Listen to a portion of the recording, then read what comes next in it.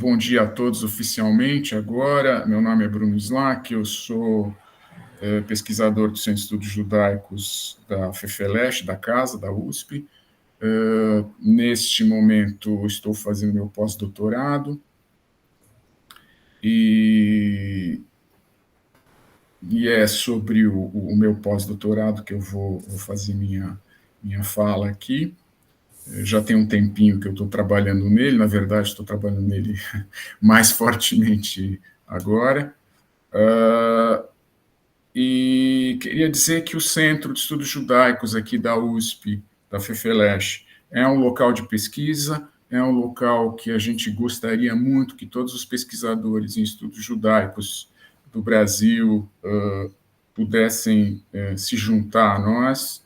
Nós temos uma associação que tem objetivos aí de subsidiar essas pesquisas financeiramente, inclusive. E então, se vocês quiserem saber mais, procurem a gente via nosso site, via o e-mail do centro, que é o cjudaic@usp.br. A gente tem bastante coisa para poder conversar e compartilhar. Também, como coordenador aqui da mesa, eu pediria que cada um, antes de começar a fazer sua apresentação, falasse a sua instituição a qual está ligado e sua titulação, tá? Só para a gente poder conversar. Paula, fala, se levantou a mão, estou vendo que você levantou a mão, Paula. Eu acho que ela não pode falar, deixa eu te autorizar, Paula, um minuto. Porque como ela está como espectadora... Está como ouvinte. Deixa eu ver como que eu faço para conseguir falar. Oi, Paula, tu consegue falar agora? Consigo. Pessoal, bom dia. Desculpa, Bruno, te atrapalhar. É porque eu estou aqui para... na verdade, vou falar na segunda parte, das 9h15 às 9h30, e aí eu não estava conseguindo ter esse acesso.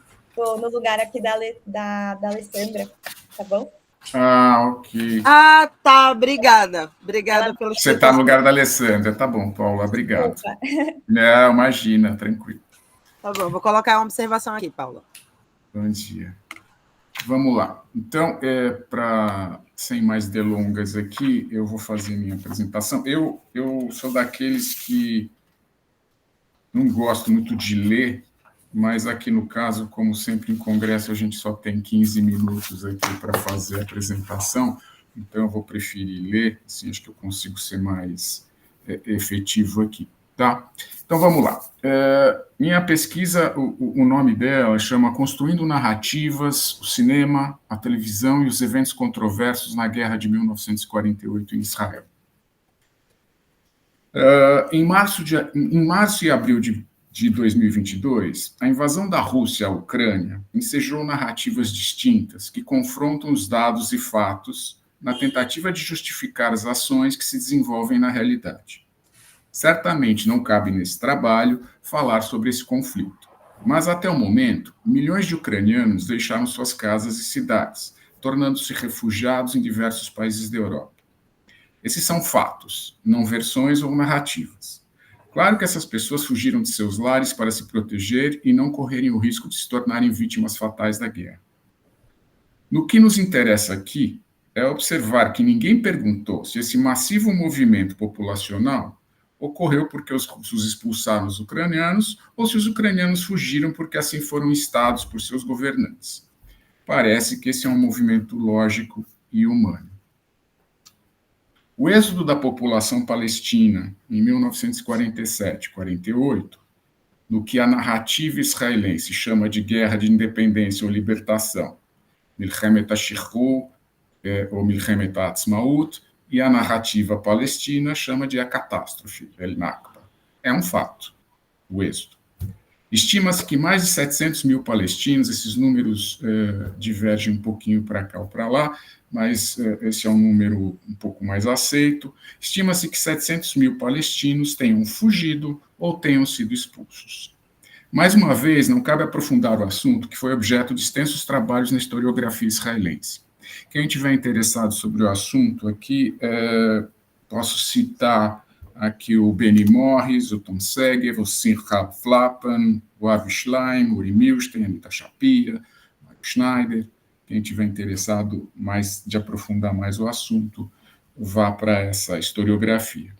Mas destacar nesse caso que esses fatos ensejaram disputas sobre narrativas, onde se responsabilizam por esse êxodo, ora os israelenses que expulsaram os palestinos de suas casas, ora se responsabiliza os governos árabes e a liderança palestina à época por estimular a fuga.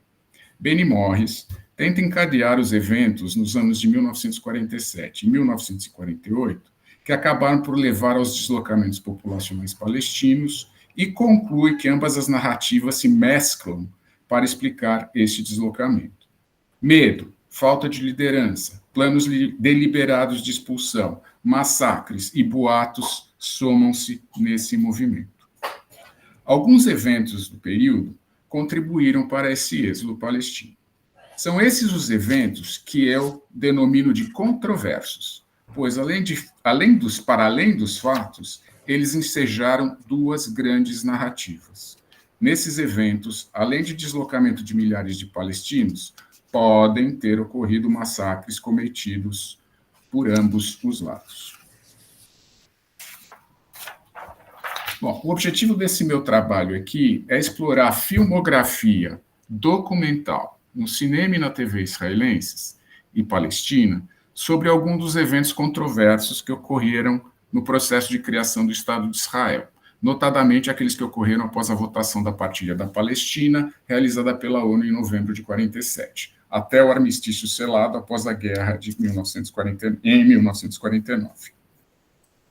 O foco da pesquisa é como o cinema construiu e apresentou esses eventos em duas aldeias árabes, a saber, Deir Yassin e Tantura. Como mencionados, esses eventos controversos são bastante explorados na historiografia israelense e palestina. Até o momento, a pesquisa aponta que na filmografia há uma predominância de produção audiovisual israelense, embora eu reconheça que a pesquisa ainda precise ser complementada e necessite de aprofundamento para a busca de material em ambos os lados. O objetivo principal desse trabalho, através da análise fílmica, é compreender como são produzidos sentidos nos espectadores pelas escolhas narrativas e mesmo ideológicas dessas produções. Entre presenças e ausências, entre edição e montagem, entre sons e silêncios, é plausível tomar como premissa que, dados serem as produções fruto do seu tempo, e sem cair no erro da pressuposição de que o emissor determina aquilo que o receptor percebe, elas espelham uma intencionalidade na construção narrativa. Hipóteses e perguntas. O que motivou essa pesquisa foi a leitura de um texto de um pesquisador chamado Bosmat Garami, cujo título é The 1948 Palestine War on the Small Screen, a comparative analysis of its representation in two Israeli television series. O texto é de 2016. Nele, o autor compara duas séries produzidas pela televisão israelense.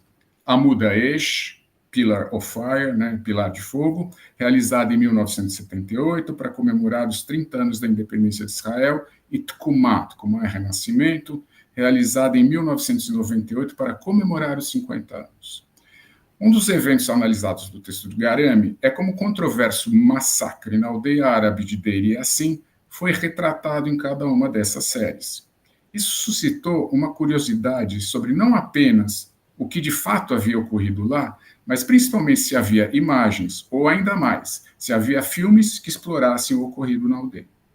Inicialmente comecei a buscar na filmografia israelense e palestina, documentários, séries, filmes de ficção que abordassem o assunto.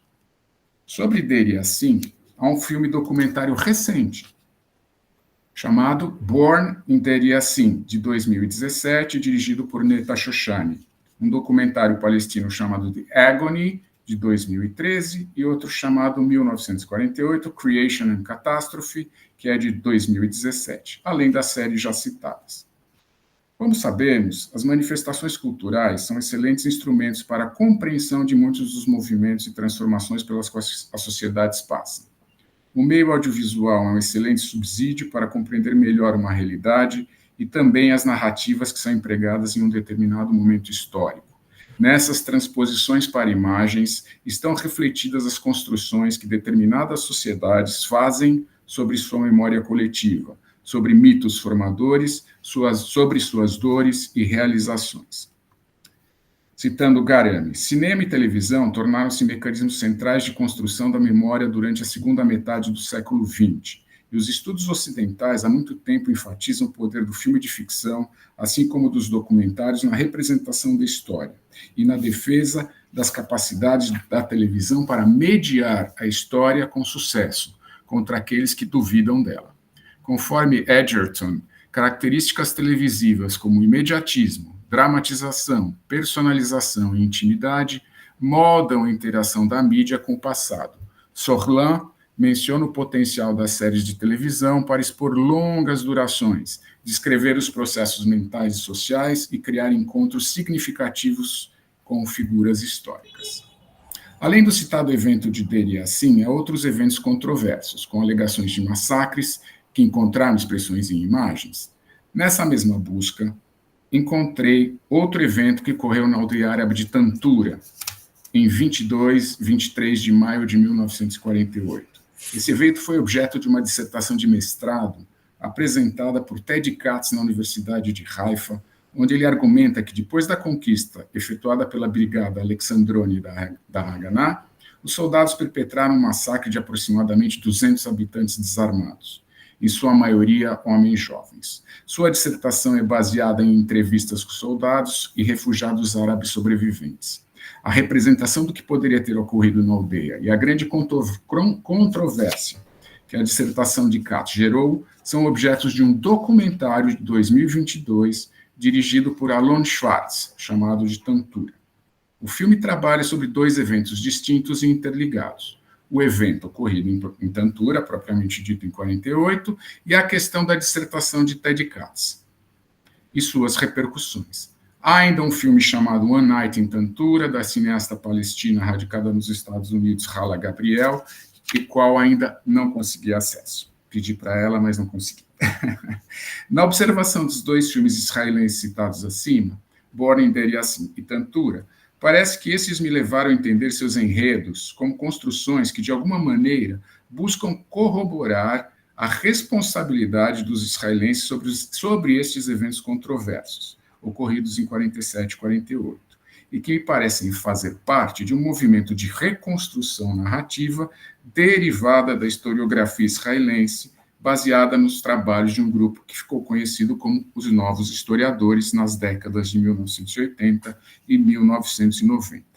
É preciso pontuar que os diretores desses filmes são de uma geração que cresceu sob o espectro da ocupação dos territórios palestinos e que tenta, através dos filmes, encontrar uma maneira de viver com essa carga. E se, da mesma maneira, existia uma narrativa sionista tradicional, calcada em uma visão ideológica do movimento sionista, existe agora uma nova narrativa, que busca atribuir culpas e responsabilidades. Como operam esses filmes nessa produção de sentidos? Quais são os mecanismos, encadeamentos e montagens, entre outros elementos escolhidos e apresentados para isso? E como esses filmes conversam entre si? Os mecanismos são comuns a eles? E no que diferem? O que ignoram? Agora eu vou falar um pouquinho do conceito de narrativa. Elô, quanto tempo eu tenho aqui? 4 minutos. Bom, vamos tentar, vai. Falar um pouquinho do conceito de narrativa. A palavra narrativa tem raiz indo-europeia gna, que significa contar, tanto contar como saber. Narrativas são um relato de eventos ou de uma série de eventos reais ou inventados. Elas são histórias onde, diferentemente da maioria das peças ou poemas, caracterizam-se pela presença de um narrador, ou um agente humano que conta e transmite a história. Em seu trabalho seminal sobre a narrativa, Roland Barthes coloca: a narrativa está presente nos mitos, lendas, fábulas, contos, novelas, épicos, histórias, tragédias, dramas, pinturas, murais, cinema, quadrinhos, novos itens, conversas. Conforme Daoud e Barakat, as narrativas variam desde pequenos relatos de eventos até os mais longos trabalhos históricos ou biográficos. Isso inclui novelas, diários, contos, épicas de ficção e não ficção. Os aspectos formais da narrativa incluem situações de narração, técnicas e modos, e a organização temporal e espacial dos eventos e a representação dos personagens. Permeando várias disciplinas, a narrativa se torna uma parte integral de vários campos na academia, incluindo história, psicologia, sociologia, literatura, religião, política, cinema e teatro. O conceito penetra já nas conversas diárias, especialmente quando as várias redes sociais na internet são um campo gigantesco de versões narrativas sobre os mais diversos temas. Narrativas não são mutuamente exclusivas. Talvez uma parte em um conflito pode ter mais de uma narrativa para contar sobre o mesmo evento, dependendo de qual grupo dentro da comunidade narra a história. Num conflito, a narrativa de um lado não é necessariamente idêntica à narrativa do outro. Usualmente, a narrativa é montada para suportar posições específicas e olhares que, uma vez endossados por uma boa parte do público, tornam-se narrativas nacionais. Quando um conflito ocorre, as narrativas divergem e multiplicam-se. Sua finalidade, entre outras, é demonizar e deslegitimar o outro, e enfatizar a justeza, a autenticidade, legitimidade e a justiça das próprias demandas. Por exemplo, na disputa a quem pertence à região da Palestina, israelenses e palestinos brandem argumentos históricos e religiosos remontando à antiguidade. Devido à importância da memória coletiva na formação da identidade coletiva, as lideranças investem em esforços discerníveis na formação e inculcação dessa memória e na guarda de sua exclusividade, especialmente em casos de conflito entre grupos étnicos e nacionais. A identidade coletiva molda o discurso público e define seus limites a fomentar conteúdos concretos e imagens coletivas e padrões de conduta sobre o eu e o outro, ostensivamente baseados na experiência histórica do grupo. Os elementos de identidade coletiva e consciente se traduzem em narrativa coletiva, que engloba histórias, mitos, percepções, atitudes entendidas como verdade histórica indiscutível. Particularmente em casos de conflito nacional, tais narrativas assumem várias formas e meios, desde livros didáticos, discursos políticos e midiáticos, até eventos memoriais, rituais de comemoração e monumentos. Todos eles tangibilizando a consciência nacional para os membros do grupo. As narrativas nacionais funcionam como uma âncora de consciência que constrói e legitima os pressupostos básicos da existência nacional e sua conduta como tal. Moldam tanto as relações internas entre os indivíduos nacionais, assim como as suas relações externas e atitudes para com o outro. De acordo com Avraham Sel e Alon Kadish, por várias razões, a historiografia israelense e palestina e seus discursos de memória desenvolveram-se em diferentes ritmos e diferentes direções. Não obstante, numa perspectiva histórica, a altamente volátil história do conflito árabe-israelense em geral e o conflito árabe-palestino, israelo-palestino em particular, representa mais continuidade que mudança, em termos de reprodução de memória e historiografia, tanto por israelenses e palestinos em relação às suas histórias compartilhadas. Mary Chamberlain, em seu livro Narratives of Exile and Return, nota: o que nos lembramos e rememoramos não é aleatório, mas está em conformidade relacionado com esse conhecimento social sobre o mundo. Memória e narrativa são moldados por categorias sociais, por linguagem e prioridades, por experiências e tensão, por escolha e contexto. Elas são moldadas também pela imaginação, por sonhos e pesadelos, esperanças e fantasias que, por mais privadas que sejam, são influenciadas pela cultura. A exposição a uma mesma narrativa por um longo período de tempo cria e molda valores, ideias, visões, atitudes, ações e posições nas pessoas de maneira que elas se conformem mais com a narrativa do que com a realidade. Como duas faces da mesma moeda, a narrativa palestina retrata a criação de Israel como uma manifestação do imperialismo e do colonialismo, enquanto a narrativa israelense retrata a criação de Israel como uma forma moderna de autodeterminação nacional e a presente manifestação da promessa histórica de Deus ao povo judeu. As descrições históricas dos dois lados do conflito estão carregadas de interpretações diametralmente opostas do passado e do futuro. A terminologia desempenha um papel importante na formação de percepções de narrativas conflitantes. A terminologia tornou-se básica para construir a estrutura da qual vemos qualquer situação, moldando nossa cognição e padrões de pensamento. Os palestinos chamam a desapropriação de 1948 de Al-Nakba al-Harita, a calamidade, a catástrofe, o desastre, em reconhecimento a uma tragédia nacional causada por sua expulsão e ou fuga de sua região de moradia. Já os israelenses chamam o evento de Guerra de 48, Guerra de Independência e de Libertação. Nadine Rouhami e Daniel Bartal, em seu artigo Psychological Dynamics of Interactable Ethno-National Conflicts, The Israeli-Palestinian Case, colocam: de acordo com a narrativa palestina, os colonizadores judeus ocuparam a terra e os palestinos foram despossuídos e deslocados. A narrativa palestina vê o influxo como uma invasão de estrangeiros que tomaram o país dos palestinos e, no processo, os expulsaram, tornando-os refugiados nos países vizinhos. De acordo com a narrativa sionista, a terra foi libertada e redimida num processo de renascimento nacional. Os judeus uniram seus exílios nessa terra de seus antecedentes para reestabelecer um Estado que foi atacado pelos árabes hostis e que não aceitaram a partilha da ONU desde o princípio. Como resultado da agressão árabe e sua derrota, os palestinos tornaram-se refugiados. As narrativas, estou terminando, as narrativas são projetadas para apoiar certas posições. Uma vez endossadas por uma massa crítica de pessoas, elas se tornam narrativas nacionais. Sempre que surge um conflito, as narrativas divergem e se multiplicam. Quanto mais claro o conflito, mais as narrativas divergem e mais as narrativas se chocam. Além disso, com o tempo, as narrativas nacionais predominantemente podem mudar, evoluir e flutuar, particularmente em situações de crise. Enquanto algumas narrativas mudam ao longo do tempo, outras geralmente permanecem estáticas. Narrativas passadas reacendem narrativas futuras.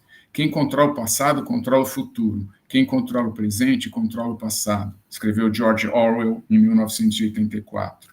As narrativas não são mutuamente exclusivas, e um lado pode ter mais que uma narrativa. Enfim, ao longo do trabalho, procurarei estabelecer um pano de fundo onde os fatos e narrativas sobre o conflito de 47 e 48 entre árabes e judeus pelo controle da terra de Israel acontecem. Assim, o leitor poderá melhor entender como essas narrativas foram transpostas em imagens cinematográficas e televisivas. Esse é o ponto central do trabalho, as construções narrativas transpostas para imagens, sons e textos, suas produções de sentidos e suas conversas entre si. Entendo ser esse um trabalho relevante em nosso meio, pois a discussão sobre narrativas e suas transposições permite discutirmos e entendermos também as construções dos diversos agentes que interagem na arena pública brasileira. Muito obrigado. Desculpem a extensão. Para dar sequência aqui, nosso próximo painel vai ser apresentado pela Paula, é isso? Muito bem, Paula, muito bem-vinda. O tema aqui, o texto, ou pelo menos o título, chama entre parênteses, Desunião entre Meninas e Adolescentes, Estudo Psicanalítico de uma Comédia Judaica. Paula, se você pudesse apresentar a instituição a qual você está ligada e sua titulação, a gente agradece, ou das pessoas que participam aí da tua pesquisa. Obrigado. Obrigada, Bruno. Tá bom, vou contar aqui. Bom, primeiramente, pessoal, bom dia a todos. Eu sou a Paula, sou orientanda da professora Tânia Aiello Weisberg, que está aqui na sala, e eu integro o grupo de pesquisa da USP/CNPq de Psicopatologia, Psicanálise e Sociedade, do qual a Tânia, que está aqui, é líder. E junto com a Tânia, a Alessandra Garcia Oliveira, que não pôde estar aqui hoje para apresentar, e a Sueli Regina Galo Beluso, nós formamos um subgrupo que está estudando a experiência vivida por meninas adolescentes. E hoje, em nome de todas nós, né, eu vou apresentar o estudo que realizamos com essa titulação de Desunião entre Meninas e Adolescentes, um estudo psicanalítico de uma comédia judaica. Queria só ressaltar uma coisa aqui para vocês, que normalmente trabalhos, né, dentro da área da psicologia são trabalhos normalmente com mais de 2 pessoas, né? Então, acho que, não sei se aqui no centro é comum isso, mas por isso que estamos aqui somente eu e a Tânia, mas a Sueli e a Alessandra, né, participaram também. Bom, eu queria começar a explicar um pouquinho o nosso objetivo, que o estudo é investigar imaginários coletivos sobre a adolescência feminina, vivido em um ambiente judaico-liberal, né? E aí essa conexão aqui com o centro, que, enfim, é muito interessante para nós, né, ter toda essa conexão. E é interessante dizer que esse ambiente, dentro do material fílmico que a gente faz o estudo, ele tem a presença de uma preservação de herança cultural, que é o Bat Mitzvah, né? Para contextualizar, né, o Bat Mitzvah, quando as meninas atingem a idade dos 12 anos e os meninos atingem 13 anos, é o momento em que acontece a maioridade dentro da religião judaica e eles começam a ter mais responsabilidades dentro da comunidade, né? E, ao mesmo tempo que acontece essa preservação de herança cultural, que é o Bat Mitzvah dentro desse material, a gente também pode ver uma participação dentro da sociedade civil, né? Que dentro desse filme é realizada que é dentro da realidade americana, assim.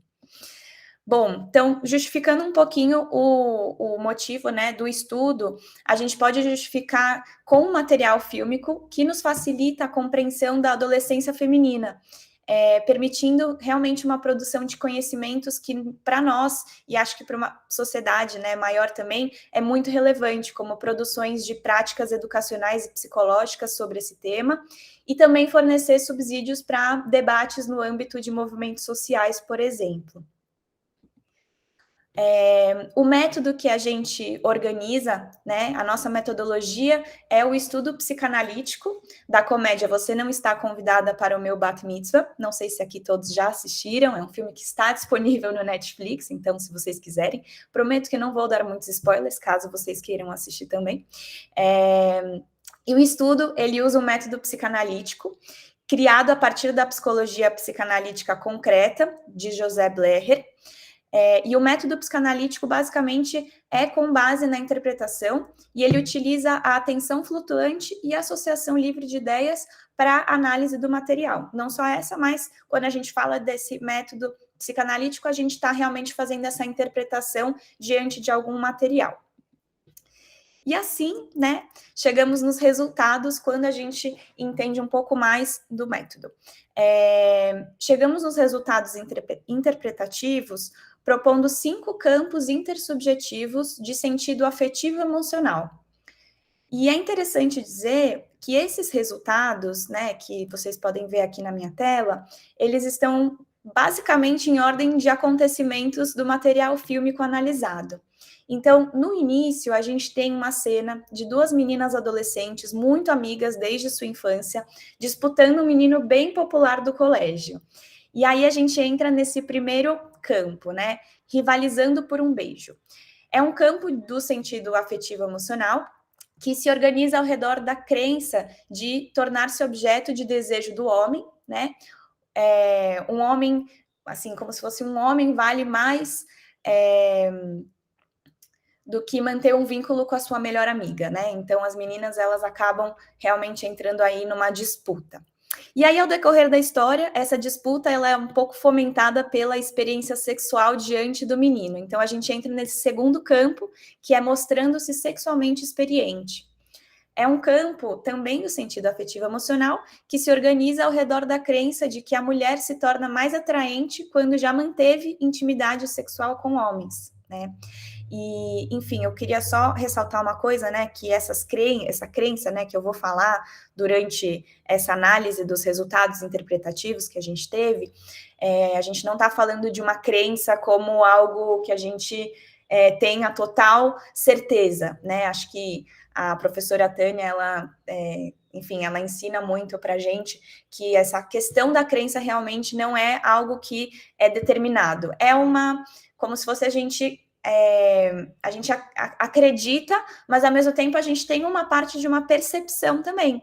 Então, quando a gente fala, por exemplo, eu vou falar agora, né, dessa parte de sofrendo pela ausência, acaba acontecendo um afastamento entre essas duas amigas. E esse afastamento a gente sente quando a gente tem essa análise, essa interpretação dentro do material fílmico, a gente entende, a gente tem essa percepção que realmente há por exemplo, um sofrimento dentro dessa ausência da amiga, né? Então, é bem interessante que dentro desse material a gente consegue realmente ter as nossas percepções, né, em relação ao que a gente vê e também ao que a gente sente. Então, por isso também que é uma coisa dentro desse campo do afetivo emocional, tá? Bom, então, sofrendo pela ausência, ela se organiza ao redor justamente dessa percepção de que o afastamento de uma amiga querida provoca sofrimento, né? E assim, ao longo da história, né, do filme, a solução, né, que acontece durante o desenvolvimento é a valorização da união entre as mulheres.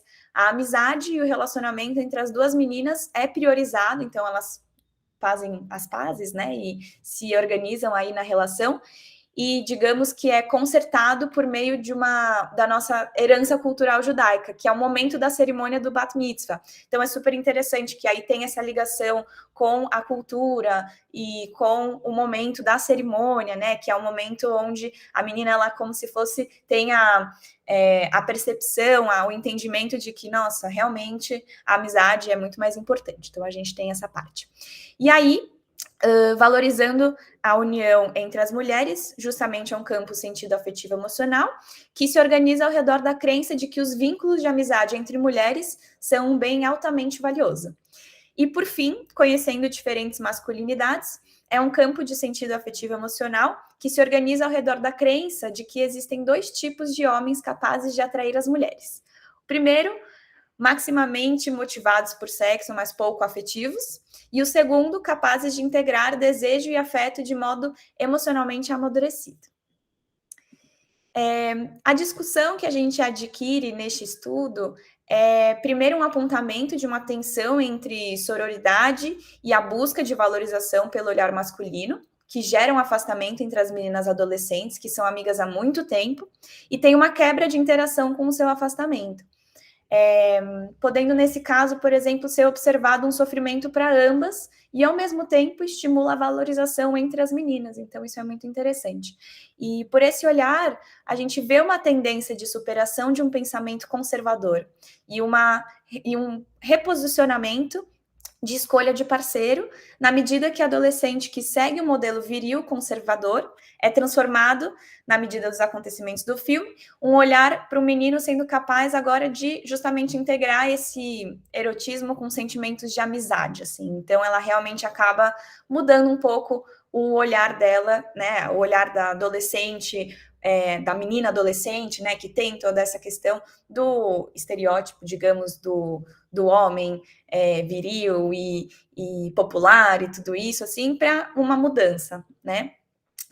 E assim podemos concluir, né, que a comédia, ela acaba sendo realmente bem construída, já que ela não só focaliza apenas claramente uma problemática adolescente que pode gerar sofrimentos emocionais, mas também aponta para um tipo de solução que desenvolve o amadurecimento emocional, que é concebido pela psicanálise contemporânea com a adoção do posicionamento existencial convergente, em conjunto com pautas de movimentos sociais de combate ao conservadorismo.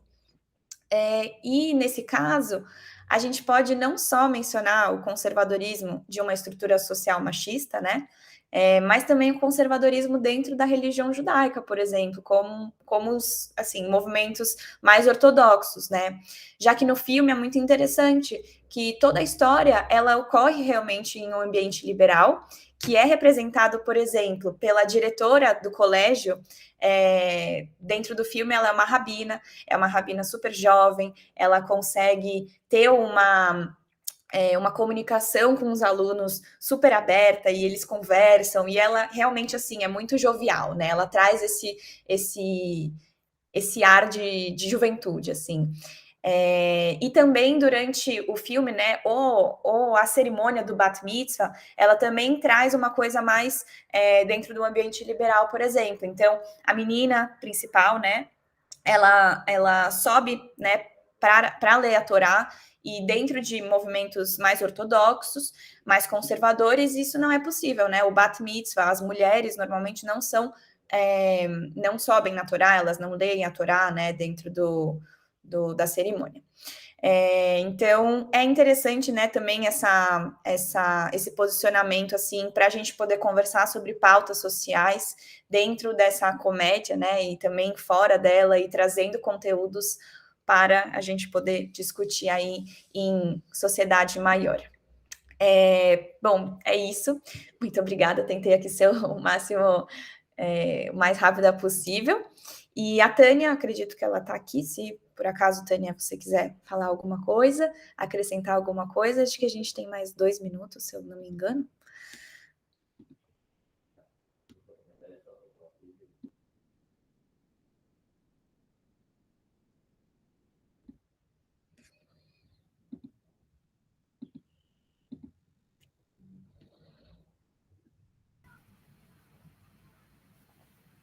A gente não te ouve, Tânia. Tânia. Não, a gente não te ouve.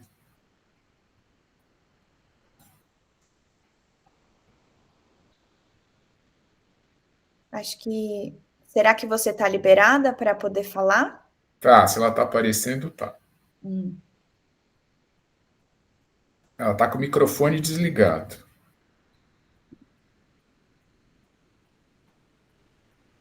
Precisa habilitar o microfone. E eu não consigo fazer isso daqui, não. Eu sei. É o computador dela, no próprio meeting. Tânia, embaixo tem um microfonezinho do lado esquerdo na sua tela. Clica nele ali. Não consegue habilitar. Tem uma barra embaixo, tem um microfone à sua esquerda, primeiro o ícone. Tânia, eu posso fazer uma leitura labial, você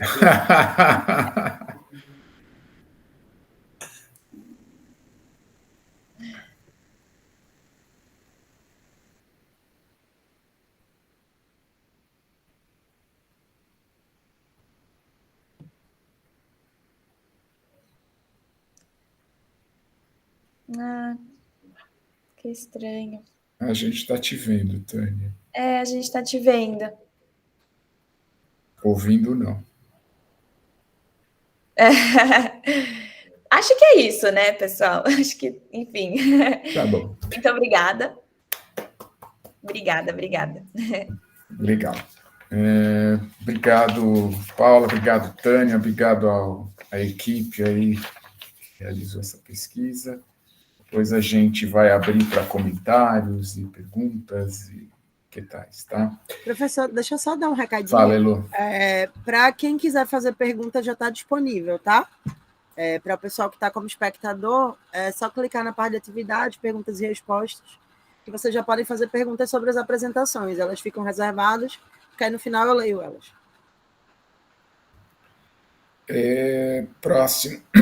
Próxima apresentação nossa chama-se da Yidishland aos Trópicos, a diáspora judaica em Segal.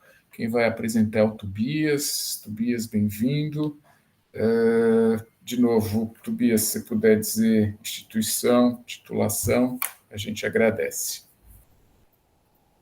Só um momento, eu vou só ver se eu consigo localizar aqui. Sim. Só para compartilhar aqui. Vocês estão vendo? Não. Agora sim. Agora sim, né? Vocês estão conseguindo ver, né, a apresentação? Exato. Uhum. Só aumentar aqui. Tá. Eu não vou aumentar, não. Então, acho que foi. Agora foi, né? Tobias, se você aumentar, a gente não consegue ver. A gente só consegue ver a partir daí mesmo. Porque se tu aumentar, só aparece para você. Tá. Então deixa eu fazer assim. Tá bom assim, né? Tá, dá para ler. Tá bom. Eu estou ficando com a minha câmera desligada porque eu não sei... Não, nós estamos te vendo. Que bom. É que pelo celular eu consigo até acompanhar, por isso que eu desliguei para poder ver vocês ali pelo meu Não, mas celular. nós estamos te vendo. Que bom. Então, olha, bom dia. Meu nome é Tobias Vilhena de Moraes. Eu sou historiador, trabalho no Museu Lazar Segall aqui em São Paulo. A minha área de formação é história, sempre trabalhei no campo da memória e do patrimônio, e desde 2017 eu trabalho aqui no Museu Lazar Segall. Anteriormente eu tinha trabalhado no Instituto do Patrimônio Histórico e Artístico Nacional. Então, o meu foco de formação e de trabalho sempre girou em torno desses temas: patrimônio, memória, história. A partir dessa minha formação, existe outra que eu sempre estudei o idioma, né? Então, eu sempre estudei o idioma hebraico, também idioma russo, e atualmente também estou estudando o Yiddish, lá no IVO, né? O Instituto de Pesquisa Judaica, lá em Nova York, né? Por que isso, né? Porque aqui no museu eu tenho tentado contribuir com parte do acervo que existe no arquivo Lazar Segall, né? Da documentação que está escrita tanto em russo como em Yiddish. Quase totalmente a documentação em Yiddish já foi transcrita e traduzida, né, pelo Nachman Fabel, e foi lançada até uma publicação muito importante contando a história desses documentos, né, que se chama Querido e Fiel Lazar, uma publicação muito interessante. A outra parte é a documentação que está em russo, que eu estou fazendo a tradução. Algum ou outro desses documentos já foram traduzidos. O pesquisador que já traduziu foi o Bruno Gomide, por exemplo, que estudou letras aí na USP. Pois bem, eu quero agradecer, então, ao convite do Centro de Estudos Judaicos, né, que eu possa apresentar um pouco do nosso trabalho que nós desenvolvemos aqui no Museu Lazar Segall. Quem me falou sobre o evento e falou que seria interessante que eu participasse foi a professora Nancy, né, e junto com a Adriana Abuhab Bialski, né, falaram que valeria muito a pena me inscrever. Agradeço a todos por essa oportunidade. Vou tentar ser o mais rápido, são muitos slides, mas geralmente eu coloco mais slide até para oportunizar depois se tiverem algumas perguntas. Eu não vou passar por todos eles, obviamente. Então, o presente trabalho tem como principal objetivo, né, apresentar sucintamente a trajetória artística de Segall, da Yiddishland aos trópicos. Essa vai ser uma análise a partir principalmente de algumas correspondências escritas em russo e Yiddish pelo artista Lazar Segall. Ele, um imigrante judeu de origem, proveniente da Yiddishland, marcou a cena cultural brasileira e mundial no início do século XX. Pois bem, tudo isso em um período permeado por conflitos mundiais e pela ascensão do nazifascismo, que marcaria para sempre a história mundial. Nesse sentido, busco, a seguir, observar como essa trajetória do artista atravessou os diversos fenômenos históricos e como eles interferiram em sua trajetória artística. Nascido na cidade de Vilna, capital da atual República da Lituânia, no dia 21 de julho de 1889, Lazar Segall descendia de uma família de judeus e era o sexto de 8 irmãos. Ele é esse rapaz menorzinho, de branco, aí na foto. O pai de Lazar, Abel Segall, era um negociante e também exercia a função de sofer, o escriba da Torá. Nessa época, Vilna fazia parte do Império Russo e estava sob o regime dos czares. A comunidade judaica era restringida por leis severas, o que a impedia de possuir, por exemplo, uma cidadania plena. Dentre as várias restrições aos judeus, eles estavam impedidos de possuírem propriedades rurais, deixando apenas espaço laboral para poucas atividades urbanas. Nesse sentido, muitos judeus sofriam com a pobreza e, sobretudo, atos de violência endêmicos contra suas propriedades e mesmo assassinatos, não importando se fossem crianças ou idosos. Esse fenômeno de antissemitismo recebeu o nome russo de pogrom e, além de ser tolerado pelo Estado czarista, contou algumas vezes com apoio do próprio regime. A administração judaica sempre tratou a numerosa população judaica com suspeita impondo restrições a ela. Certamente, esse cotidiano da família Segal foi permeado por ocasiões de extrema violência, fato que marcaria o artista para toda a sua vida e que o levaria a representar nas suas pinceladas e temas os fatos que vivenciou. Assim, quando adulto, o artista dedica parte de suas obras aos temas ligados à experiência judaica, sobretudo naquela sociedade. Para tanto, buscou descrever e representar as facetas negativas, violências, perseguições, discriminações, assim como expôs em inúmeras obras a religiosidade, as tradições e o rico imaginário de seu povo.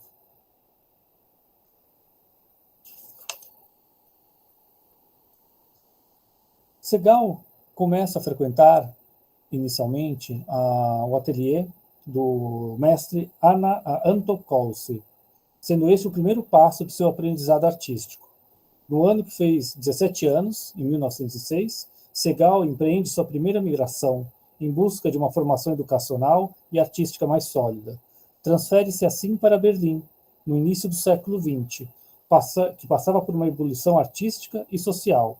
Por lá, frequentou a Escola de Artes Aplicadas e, mais tarde, a Academia Imperial de Belas Artes. No entanto, ele não concordava com as concepções por demais tradicionalistas da Academia Imperial, preferindo assim mudar-se para Dresden, em 1910, onde passou a frequentar a Academia de Belas Artes.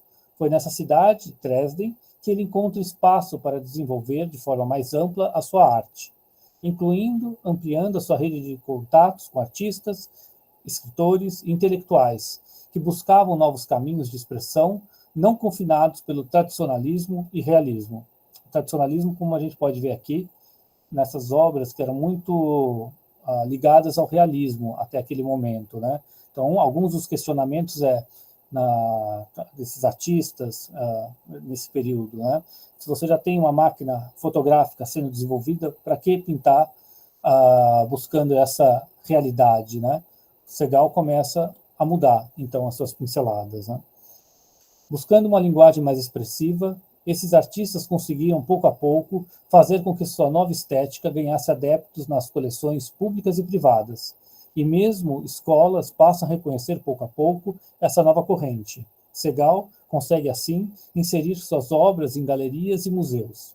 Apesar disso, em 1923, a Alemanha passa por uma grave crise econômica, o que fez o artista buscar sua experiência em um novo local, quando ele vem ao Brasil. Só algumas imagens dessa transformação do artista que salta desse tipo de obra para o expressionismo, onde não só as pinceladas e os contornos diferem, os temas começam a ser outros, né, como relativos à psicologia, lembrando que era uma época muito forte do pensamento de Freud, que também começa a se expandir.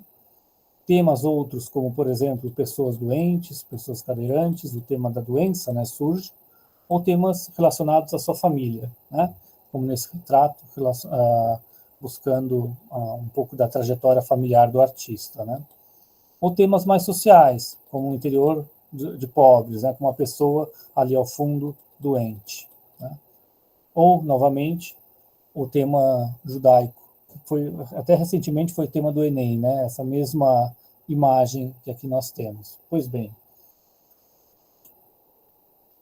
aqui no Brasil, o artista entra em contato com os modernistas, sendo quase que imediatamente acolhido por eles. O próprio Mário de Andrade, por exemplo, escreveu e publicou vários ensaios sobre o artista na imprensa paulistana. Mas esse contato nem sempre foi pacífico, visto que muitos interpretavam aquela nova estética com desconfiança e mesmo com uma avaliação preconceituosa. A perseguição à arte moderna no Brasil e no exterior foi algo disseminado, principalmente na década de 1930, com a ascensão nazista, quando foi inclusive classificada como uma arte degenerada. Isso aqui.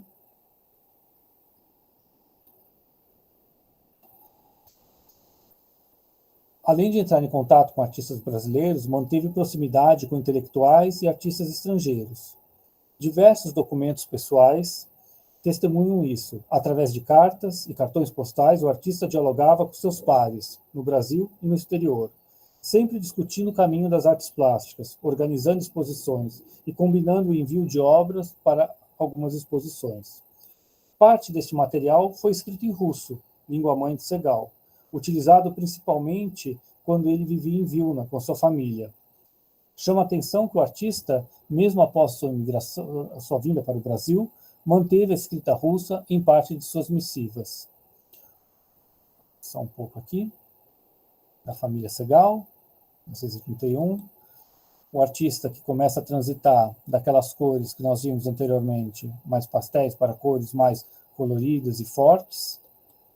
A própria representação do artista, né, um autorretrato seu, ganha contornos mais relativos ao país em que ele se insere, mas os temas relacionados ao seu passado, à sua experiência judaica, sempre esteve ali presente, e onde ele começa a dialogar, né, esse passado seu de perseguição e observação sobre as culturas que ele encontra nesse novo país, como, por exemplo, uma mãe negra entre casas, quando da sua ida ao Rio de Janeiro, ou, por exemplo, a Casa do Mangue, né, que ele começa a fazer muitos estudos relativos à prostituição no Brasil. Ou quando ele começa em um diálogo com Stefan Zweig sobre, isso está em parte das cartas, né, trocadas entre o artista e Zweig, né, são poucas cartas, né, mas em que ele retrata um pouco desse interesse em trabalhar com esse tema, que era muito importante na época. Obviamente, esses temas nunca foram bem vistos na Alemanha nazista, né? Parte dos seus quadros, uma boa parte, na verdade, começaram a ser expostos nas mostras de arte degenerada que rodaram a Alemanha, né? A mais importante sendo a de Munique. Aqui temos algumas das cenas, fotografias da época. Aqui nós temos uma imagem, por exemplo, com o quadro Os Eternos Caminhantes em exposição durante esse período na Alemanha nazista. Aqui algumas imagens para nós termos ideia de como eram feitas essas exposições. Elas eram colocados os quadros completamente em ajuntamentos, né, desorganizados, com a clara intenção de representar o caos, a desorganização, e dessa forma, entre aspas, né, fundamentar o que seria o degenerado, né? Muitas dessas imagens, por exemplo, eram colocadas lado a lado de imagens de pessoas com algum grau de deficiência física. Então, comparando o quadro e a imagem que Segal colocava com essas imagens reais de pessoas com algum grau de deficiência física, tentando traçar um paralelo, né, segundo essa lógica na Alemanha nazista, né, de imperfeição, né? Aí só para ir finalizando, para não pegar muito mais tempo. Aqui nós temos alguns documentos que existem aqui no Museu Lazar Segal, né, aqui no arquivo Lazar Segal.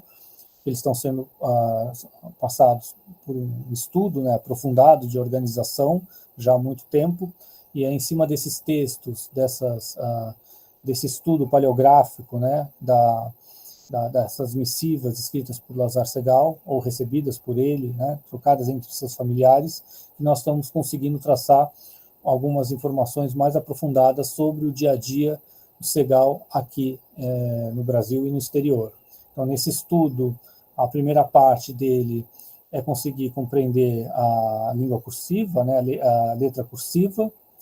Posteriormente, é feita a transcrição, né, para o russo aqui. Eu faço a transcrição para permitir organizar, né, as informações que tem ali e conseguir compreender, porque tem muita variação de grafia, né, do período que Lazar aprendeu russo, né, e mesmo depois da Revolução, né, tem algumas mudanças, ele não passou por essas mudanças, né, então eu tenho que compreender essa escrita russa do Segal pré-Revolução, né. Então isso existe ali, é um estudo bem lento, né, na verdade, é um estudo de paleografia até para entender as variações que ocorrem ao longo do tempo na escrita dele. Lembrando que ele era um imigrante, né, e que tem variações, às vezes mesmo erros pontuais de escrita, né, ou de mistura de línguas, né. Ele falava várias línguas, então às vezes tem alguns trechos em alemão. Então, esse é um estudo paleográfico que eu faço aqui no museu, para que possa permitir que a gente tenha, no final, uma tradução da carta inicial, né? Essa tradução, obviamente, ela não está perfeita, ela tem que passar por mais refinos, né? Para que possa permitir uma leitura mais fluida, né? Embora essa fluidez é algo que nós temos discutido aqui no museu, porque muitas vezes a língua está truncada pelo momento em que foi escrito, não é algo que tem que ser adequado, né? Ela é truncada mesmo. Então, isso é uma discussão que tem sido feita aqui, mas o objetivo maior é permitir com que essas informações possam ser inseridas em nossos arquivos e permitindo com que outros pesquisadores possam acessar essas informações de uma maneira mais rotineira, né? E facilitada. Tem mais algumas. Podem ver que essas variações de escrita cursiva ela é um pouco complicada, né? Para conseguir discernir as letras em russo e as suas variações de época, né? Depois aqui um pouco mais de uma das traduções. Pois bem, é isso, eu gostaria de agradecer. O objetivo aqui era mais apresentar de maneira sucinta um pouco do nosso estudo que nós estamos fazendo aqui no museu, em cima desse documento, vasto documento que existe aqui no museu, com as cartas e missivas do Segal, escritas em russo e em Yiddish. Muito obrigado.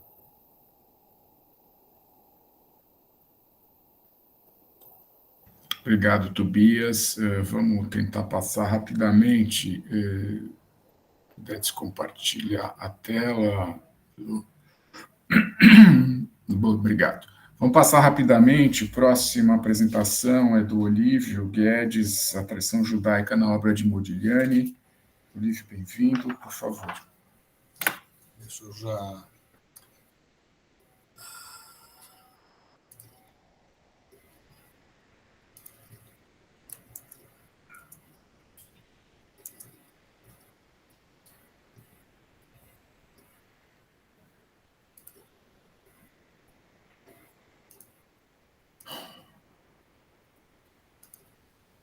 Ok?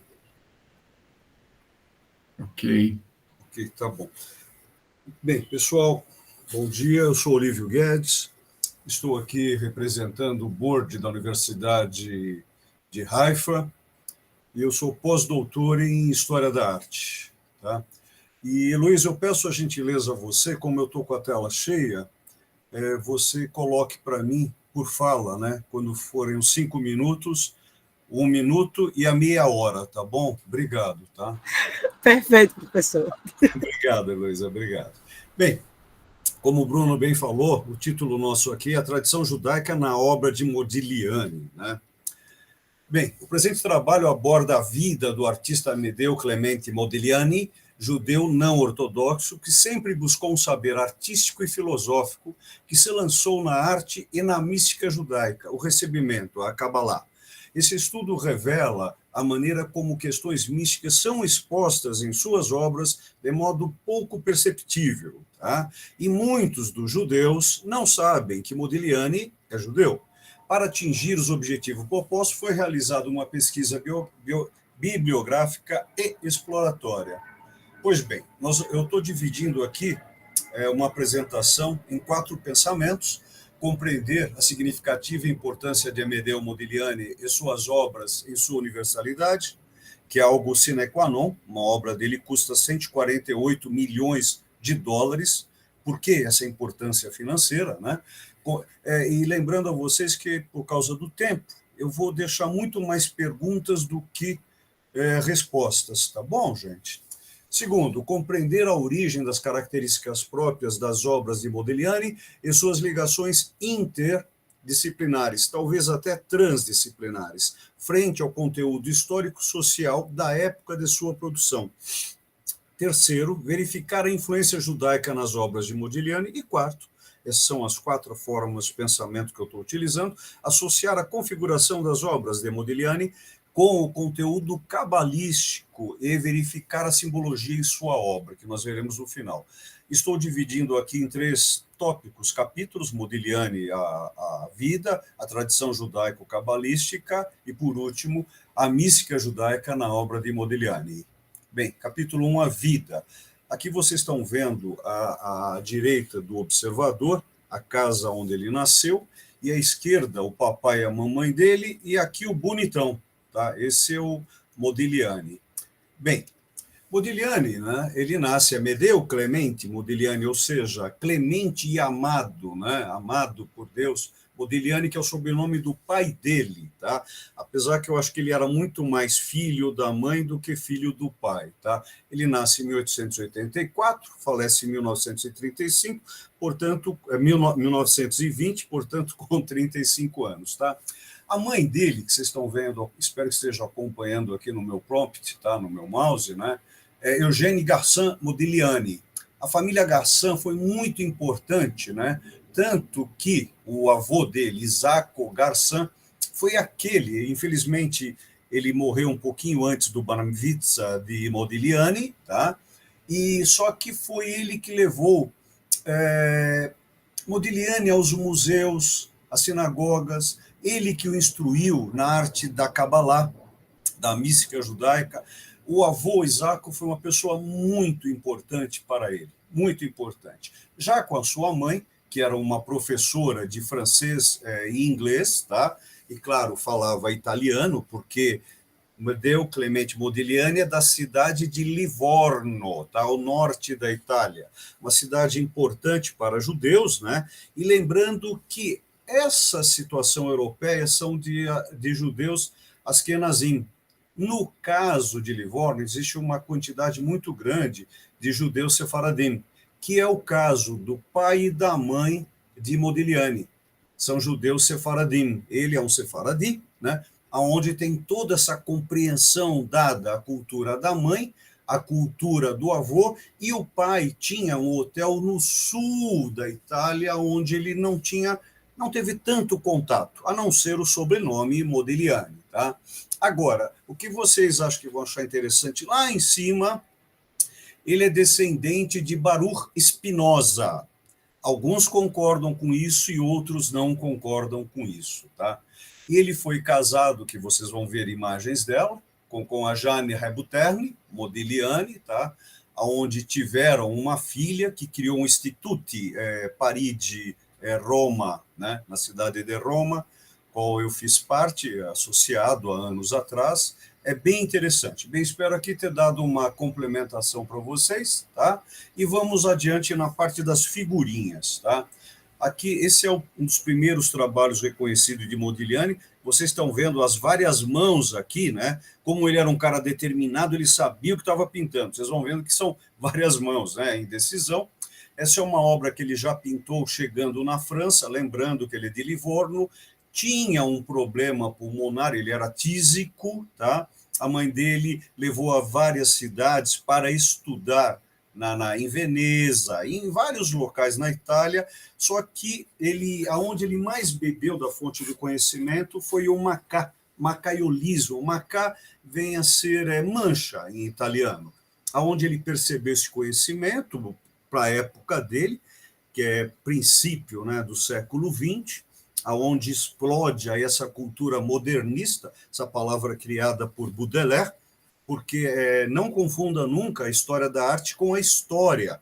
O moderno surge na história no século XV, tá? E modernismo é criado por Baudelaire, que é algo além do moderno, né? É um né? Algo além, um surreal, né?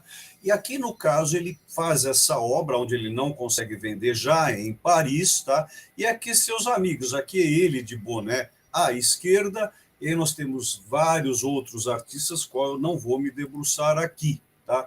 E aqui nós temos várias pessoas pintadas por ele, e essa é a Jane Rebuterni, tá? E aqui vocês estão vendo a sua primeira exposição, onde ele faz na Galeria Veil, tá? Onde, em 1917, essas obras são as mais caras do mercado dele hoje. Desculpe estar falando de mercado, que é onde eu pago as minhas contas, tá?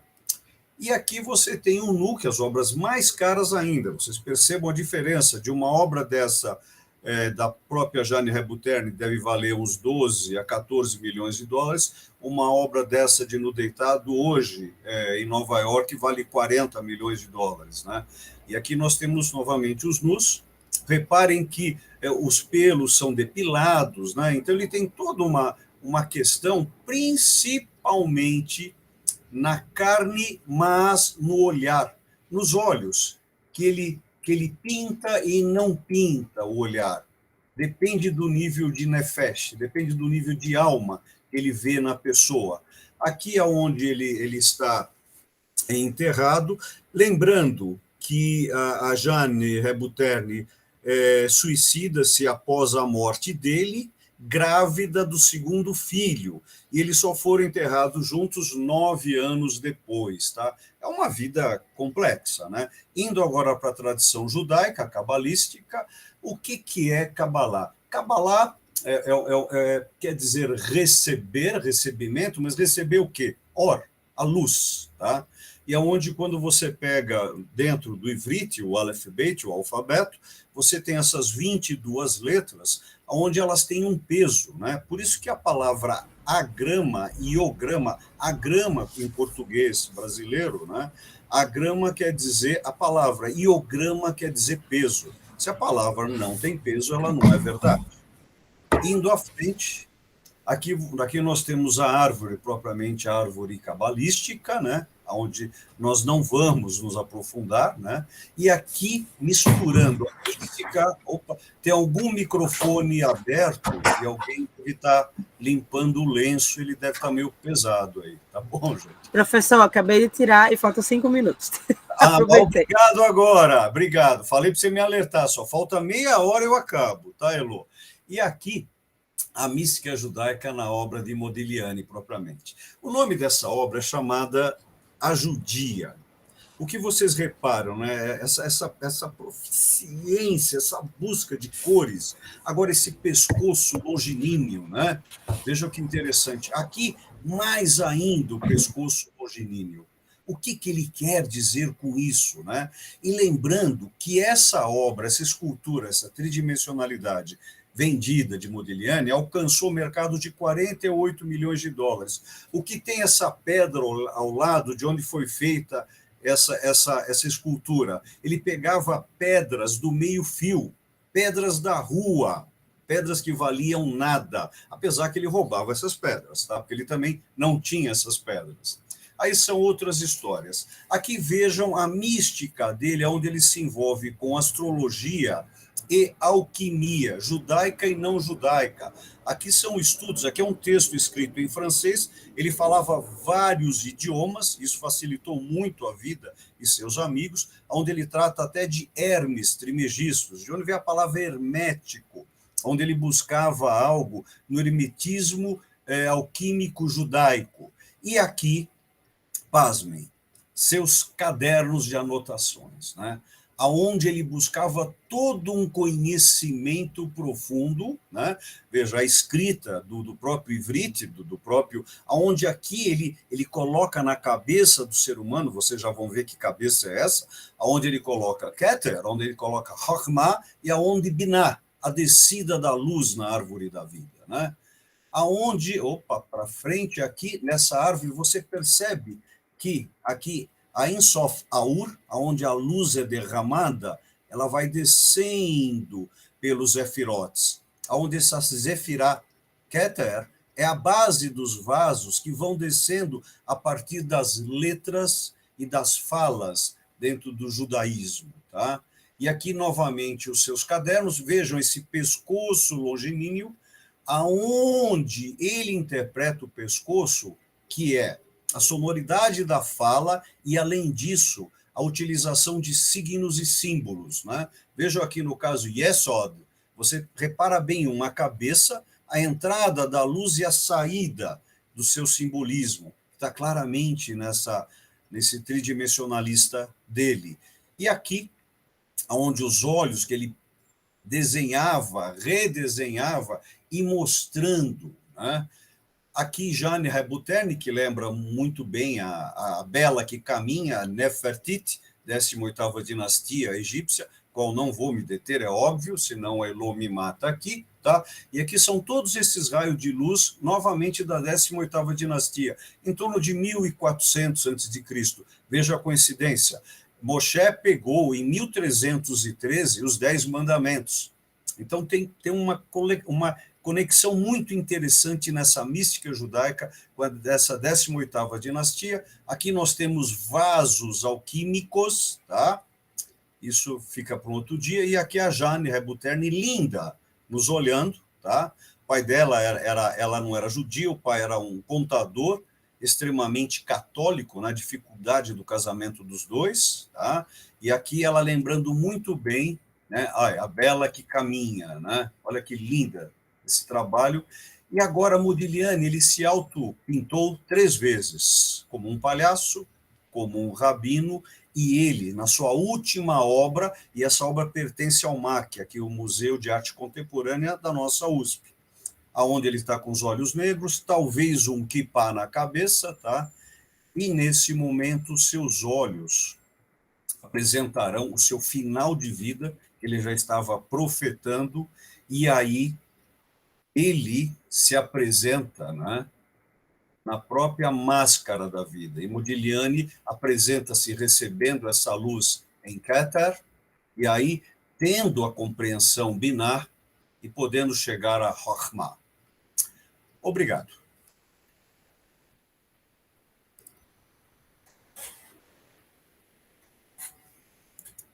Lívia, muito obrigado. Interessantíssimo. Vamos dar sequência aqui, porque a gente já está bem atrasadinho. Próxima apresentação da Luísa. Estou vendo a Luísa por aí, estou.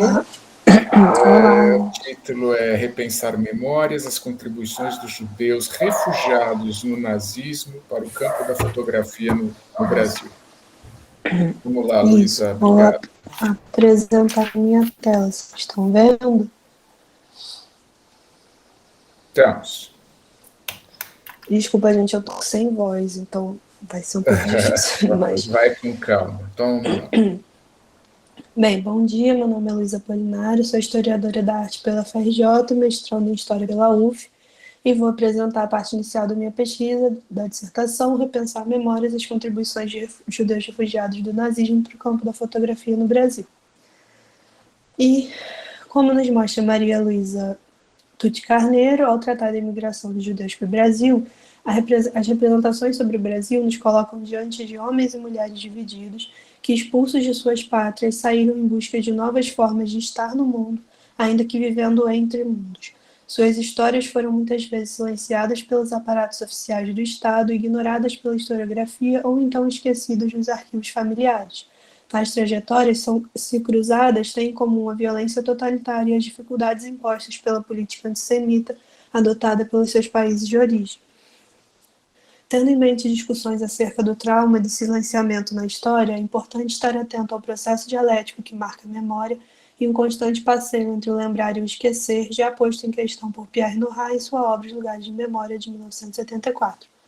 Se para Nora a passagem da memória para a história obrigou cada grupo a redefinir sua identidade pela revitalização de sua própria história, o resgate da trajetória desses imigrantes, com destaque para sua condição de refugiado, seria essencial para o fortalecimento dessas comunidades que, apesar de minoritárias, ainda se fazem presentes no país, continuamente atualizando suas contribuições para o desenvolvimento nacional. Assim, partindo do contexto histórico-político da imigração judaica para o Brasil, podemos lançar luz à experiência dos judeus a se inserirem na sociedade brasileira e ao posterior processo de transculturação que ocorre fruto de seu contato com a cultura local.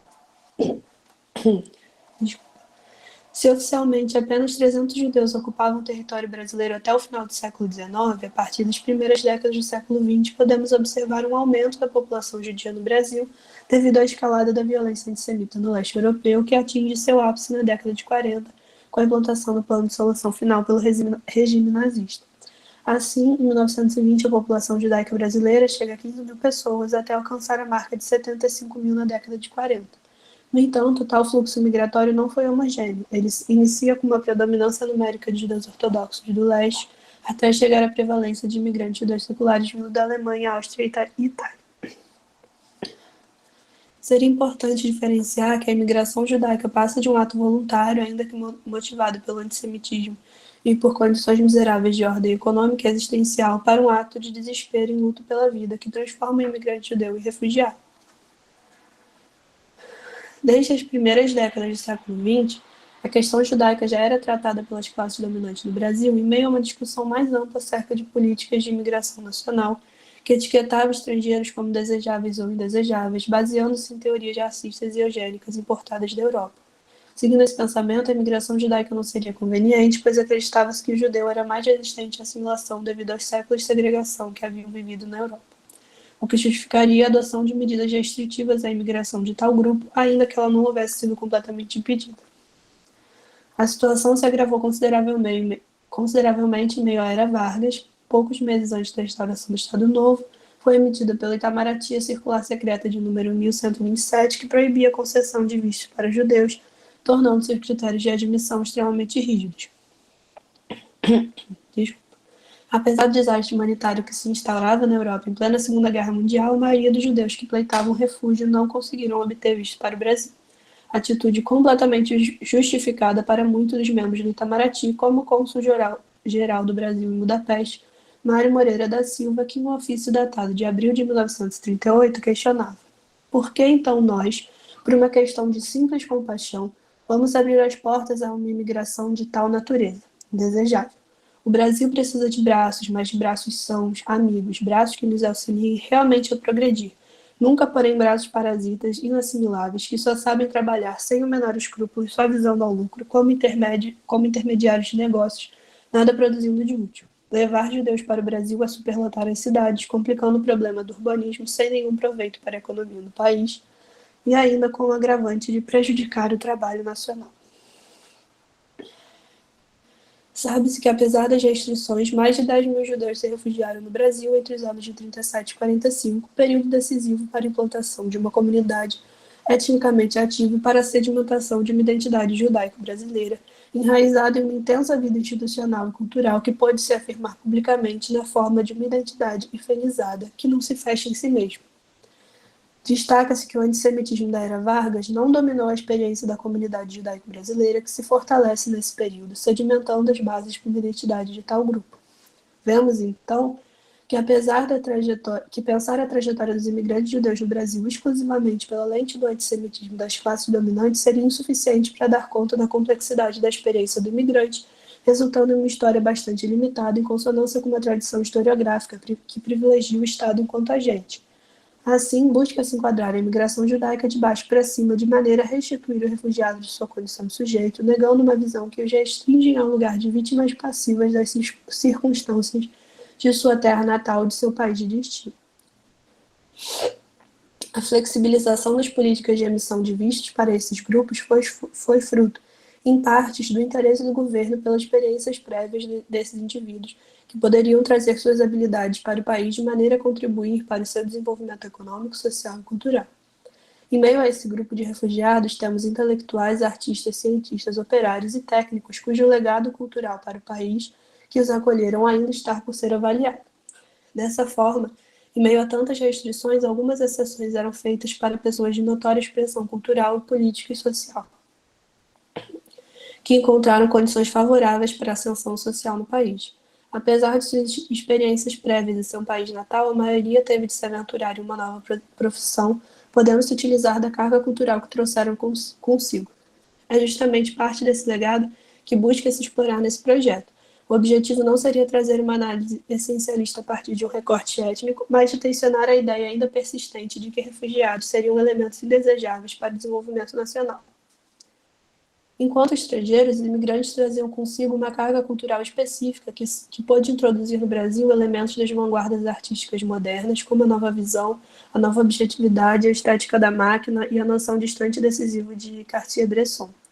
Além das inovações estéticas, trazem também inovações das possibilidades de práticas profissionais a partir do advento do fotojornalismo moderno, que teria sua origem na Alemanha. A fotografia se estabeleceu como uma boa opção de trabalho e fonte de sustento para imigrantes, judeus ou não, em diversas cidades dentro e fora do Brasil.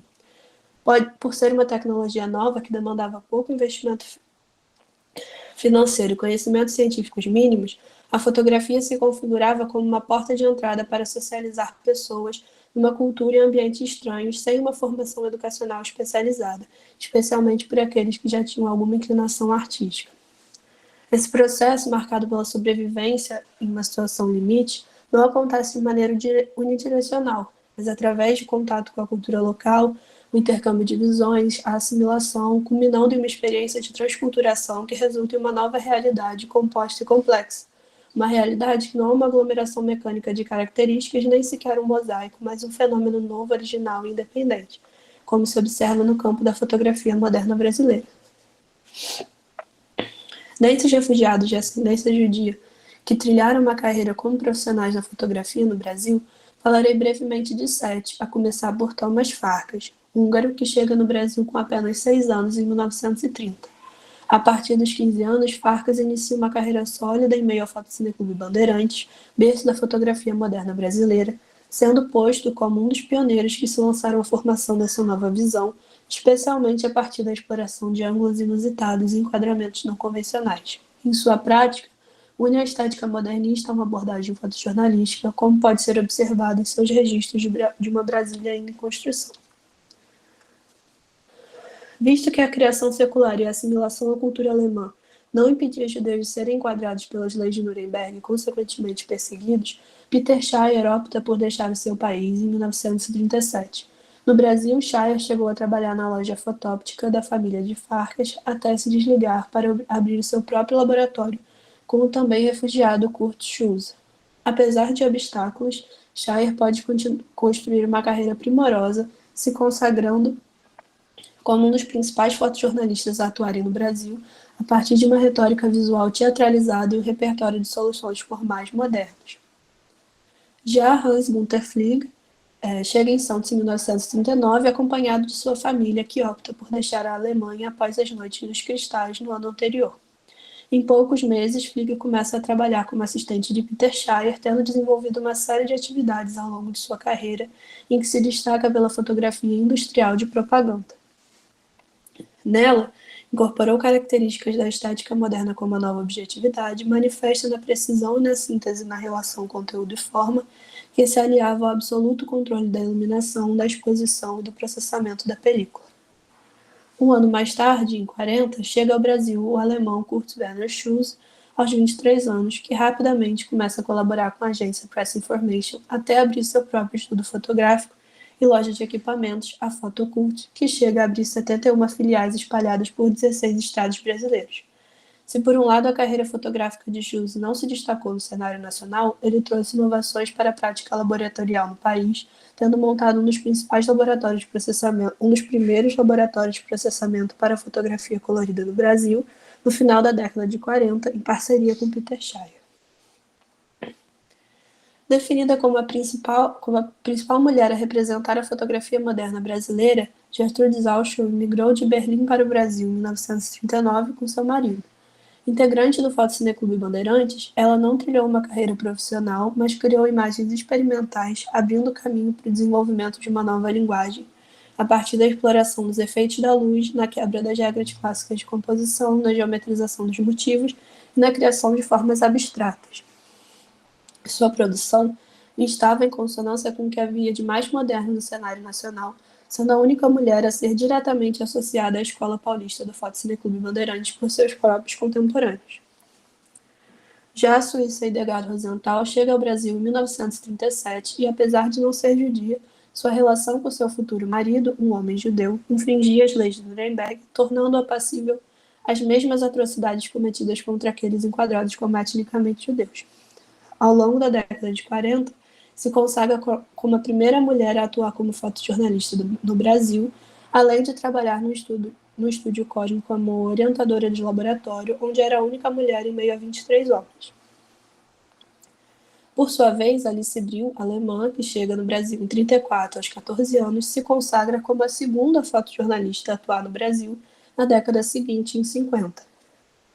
Alice e Hildegard, além de trazerem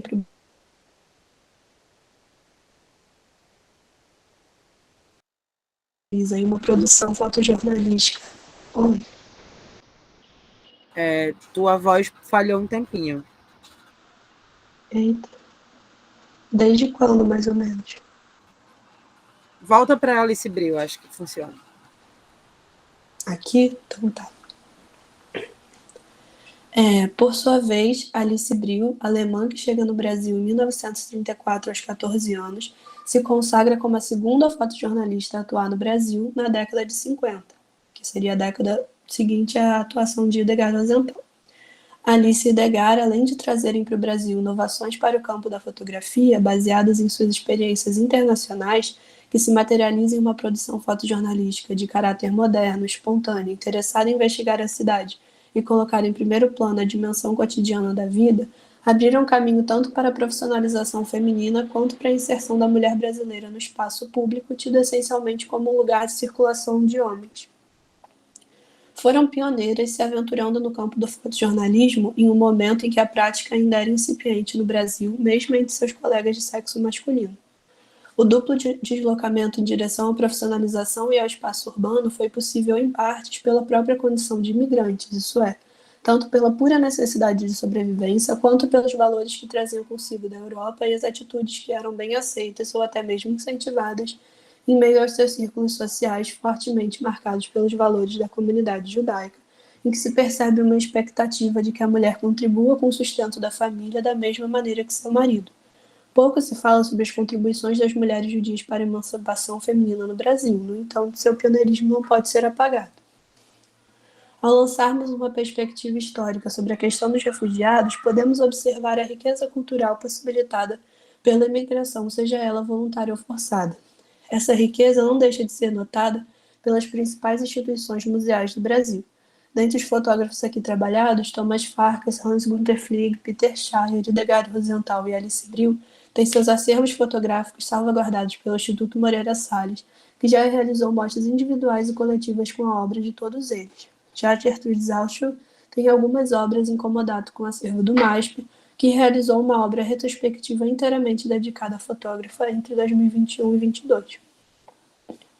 Obras de Altschul e Farkas figuram também no acervo do MoMA, tendo sido expostas na mostra Fotoclubismo, Brazilian Modernist Photography in the Photocine Clube Bandeirantes, 1946-1964, realizado pela instituição em 2021. Sendo o Holocausto o fenômeno central de constituição da identidade e memória ocidental, evento que não ficou pálido e descolorido com o passar dos anos, mas paradoxalmente está mais próximo e vivo do que se imaginaria, repensar o lugar do Brasil nesse contexto seria um esforço a ser continuamente empreendido. Em tempos de crises humanitárias que se espalham por todo o mundo, revisitar a diáspora judaica, trabalhar o legado deixado por esses imigrantes, seria uma tentativa de combater a ideia de que refugiados são inúteis, um peso morto para a sociedade que os abriga. Se a citação do cônsul Mário Moreira da Silva, apresentada anteriormente, foi expressada há mais de 80 anos atrás, ela segue reverberando nos dias atuais, carregando similaridades significativas com um discurso ainda prevalente em círculos conservadores que tratam refugiados como um grupo de risco indesejável, perigo iminente para a saúde nacional. É isso.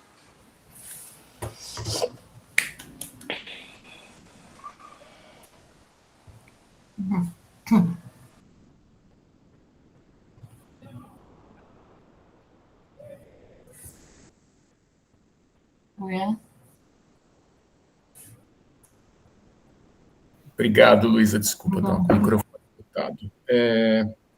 Obrigado, vamos dar sequência aqui à nossa última apresentação, da Liliane Heinemann, Uma Ética do Rosto, Emanuel Levinas e Chantal Ackermann. Bom dia ao pessoal aí da mesa, um prazer ter ouvido vocês, vou ser breve, já sou a última aqui, e ao público também. Bom, tem que me apresentar, né? Assim, eu sou doutora em Comunicação e Cultura pela UFRJ, tenho um pós-doutorado em Cinema pela UF e sou professora do Departamento de Comunicação Social da PUC, de Estética e Cinema, né? Bom, eu vou ler também, né? Fica mais ágil aqui e organizado.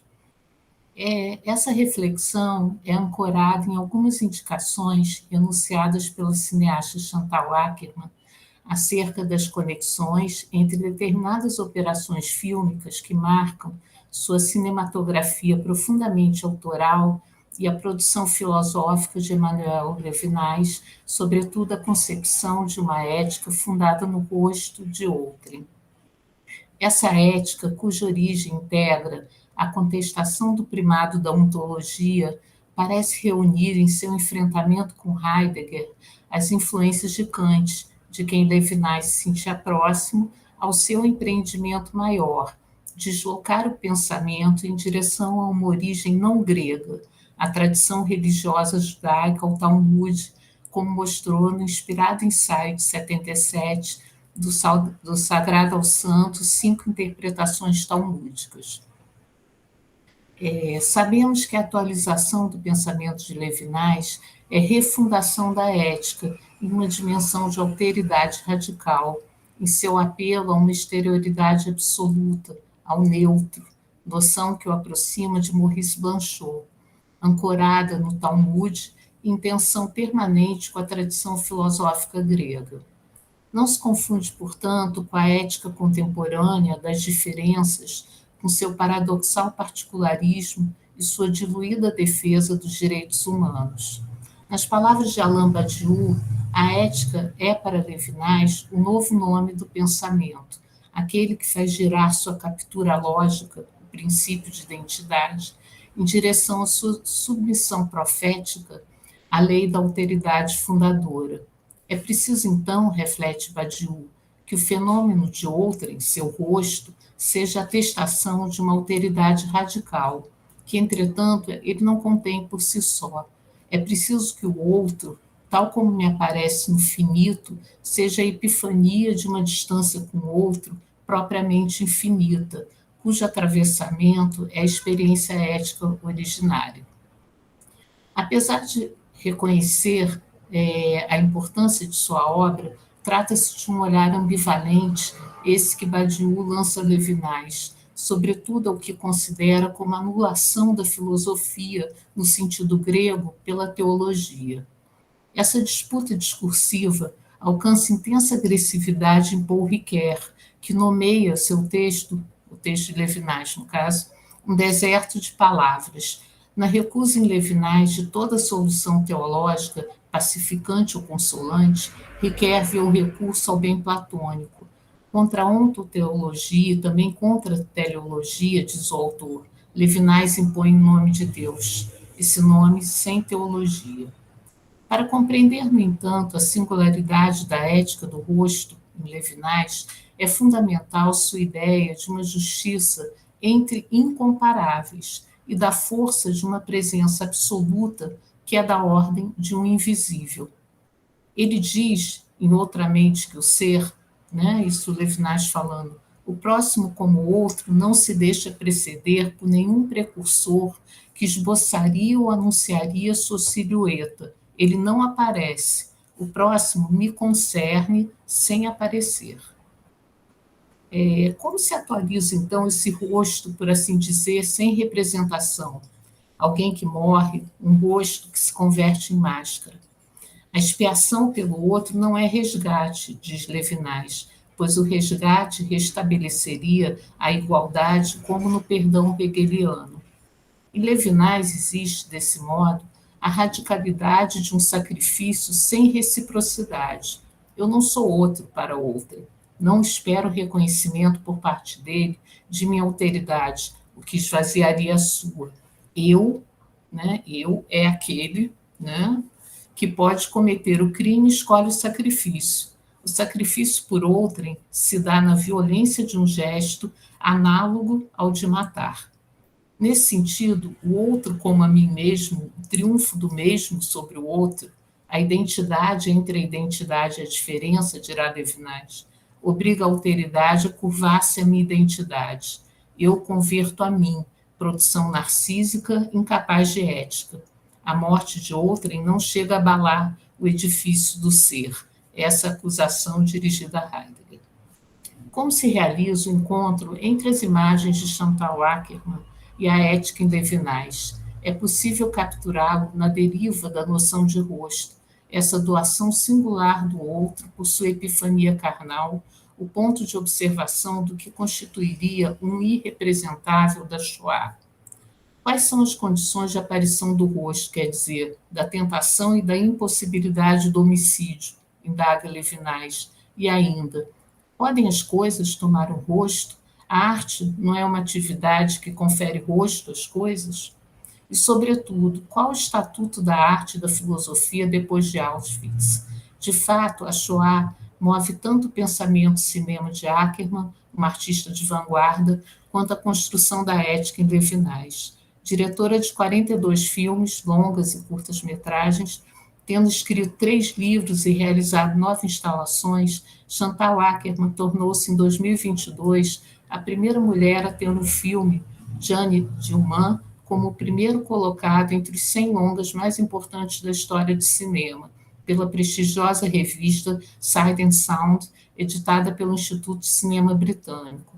Seus filmes intensamente experimentais, que engendram um cotidiano hiperrealista, como mencionou Ivone Margulis, filmes nos quais, como disse a cineasta, é preciso que o espectador perceba cada minuto que passa, há a obsessão pela história judaica e pela figura da mãe, uma sobrevivente da Shoah que perdeu toda a família assassinada pelos nazistas. Transitando entre o documentário e a ficção, sua obra autobiográfica enfrenta diferentes modalidades de exclusão e militância. Racismo, antissemitismo, homofobia, recorrendo a uma estética inusitada e corajosa, desde o primeiro filme, Explor da Minha Cidade, até La Chambre, Sud, Isso Não é um Filme Documentário, Notícias de Casa, La Base, Eu, Tu, Ele, Ela e muitos outros. O aprisionamento, os espaços claustrofóbicos, o estilo epistolar e literário. Ela diz, faço filmes porque não ouso escrever. Formulam imagens que recusam explicação e encontram na diegese, na longa duração dos planos frontais, no silêncio que é em larga medida um tratamento da espacialidade, uma escrita sempre inacabada, um luto pela insuficiência da palavra e da visualidade. Comentando a instalação de Ackermann, Bordering on Fiction, Margulis dirá que, chamada de 25ª imagem, nela se viu uma cena abstrata de uma estrada ladeada por luzes noturnas. Ackermann leu uma passagem do Êxodo, a respeito da proibição da idolatria e da imagem. Então reflete sobre o que as imagens, afinal, revelam. O filme, disse a cineasta, era uma espécie de carta a seu pai, uma meditação, ensina Margulis, que invoca ao mesmo tempo sua condição judaica e seu processo como produtora de imagens, sem fazer, contudo, referência direta ao judaísmo e sua iconografia. Uma multiplicidade de influências incide sobre as imagens de Chantal Akerman. A, antes de tudo, Jean-Luc Godard. Ao assistir Pierre Le Fou, decidiu ser também cineasta. Godard, a quem, no entanto, acusaria de antissemitismo. Há também Andy Warhol, Ozo, Bresson, um cinema enigmático, aberto ao erro e ao acaso, que se dirige tantas vezes à mudez e à imobilidade, próximo nesse sentido a Beckett. Imagens que amam o cotidiano e investem na presença inescapável do corpo, por vezes da própria diretora, em um diálogo com a performance. E há nessas imagens, nesses longos planos frontais, o pensamento de Emmanuel Levinas, um cinema do pós-guerra, uma filosofia do pós-guerra. Ambos enfrentam o problema crucial de um irrepresentável que corresponderia a um impensável, a Shoah. Ackermann descreveu em entrevista suas afinidades e aproximações com o filósofo. Ela conta que sua fixação pelas fronteiras viria dos campos de concentração, da relação com a experiência da mãe. Essa experiência que é dada sem falar, transmitida com uma presença espectral. Não é possível separar-se dela. E Ackermann, de fato, reproduz como cineasta a mesma fala que não chega a ser verbalizada por sua mãe sobre os campos de extermínio. O tema que, portanto, organiza seus filmes, onipresente, ao mesmo tempo que recusa a narrativa. A noção de outro, de acordo com Ackermann, vem de Emmanuel Levinas. Isso é a própria Ackermann falando dessa ligação com o filósofo. Ele faz parte de minha cultura. Por 2 anos fui sua aluna na École Israélite, e ele sempre pedia para algum aluno ler um trecho da Bíblia diante dele, uma figura frágil, cercada de livros. Então ele começava e ia longe, muito longe. Sempre cito uma fala dele. Quando você vê a face do outro, já ouve as palavras, não matarás. Como poderia deixar de ouvi-lo? O outro rosto também é o rosto do espectador. Entendo que fazer filmes tem muito a ver com frontalidade, com enfrentar. Em outra entrevista, a cineasta refletiu sobre os filhos e netos sobreviventes da Shoah. Ela seria desde sempre uma criança velha, portadora e testemunha desde o nascimento do extermínio de um povo. Nesse sentido, sua estratégia conecta-se a Levinas, o máximo de intensidade do que não é enunciado ou mostrado. Ela dirá que, como filha de sobrevivente, o Holocausto sempre esteve presente em sua obra de forma oblíqua. Não interessava a ela mostrar os campos, o horror. Isso pode ser imaginado, ela disse. Isso não pode ser imaginado, ela disse. E também, para os judeus, foi o fim da humanidade. E as pessoas não querem saber, mas sabem. Conhecemos a injunção de Adorno. A arte seria impossível depois de Auschwitz. Né? Uma morte da arte, portanto, que não ecoa o fim hegeliano de sua superação pela filosofia. A arte não se torna desnecessária, ela se torna impotente e obscena após os campos de extermínio. Gerações de artistas judeus procuraram comparecer a esse encontro, em tudo inquietante, entre imagem e acontecimento. Há uma numerosa produção literária de testemunho, como Primo Levi, Emily Kertész, Marcel Cohen, entre muitos outros, de poesia, como seu autor mais notável, Paul Celan, e também uma extensa vertente ficcional. Né? Vou pular a parte sobre a produção alemã aqui por causa do tempo, mas é ainda mais ampla a cinematografia dedicada ao tema do Holocausto. Do cinema da narrativa clássica ao filme de vanguarda, como Imagens do Mundo e Inscrição da Guerra, Intervalos, de Harun Farrock, do impacto irredutível na tradição documentária engendrado por Claude Lanzmann em Shoah, a visibilidade excessiva e desfocada, constituindo o intolerável no filme recente O Filho de Saul, de Laszlo Nemes. Né? Aí vou pular isso dos artistas alemães, porque não dá muito tempo, fica muito extenso. Né?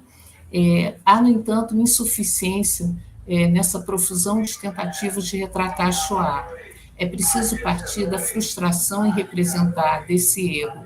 Deveríamos retomar com Jacques Rancière a frase de Adorno para refletir se, apesar de tudo, só a arte seria capaz de mostrar Auschwitz, uma vez que esta seria sempre o presente de uma ausência, e seu trabalho consistiria em dar a ver um invisível, um inumano, por meio da organização de palavras, imagens, junções e disjunções. Né?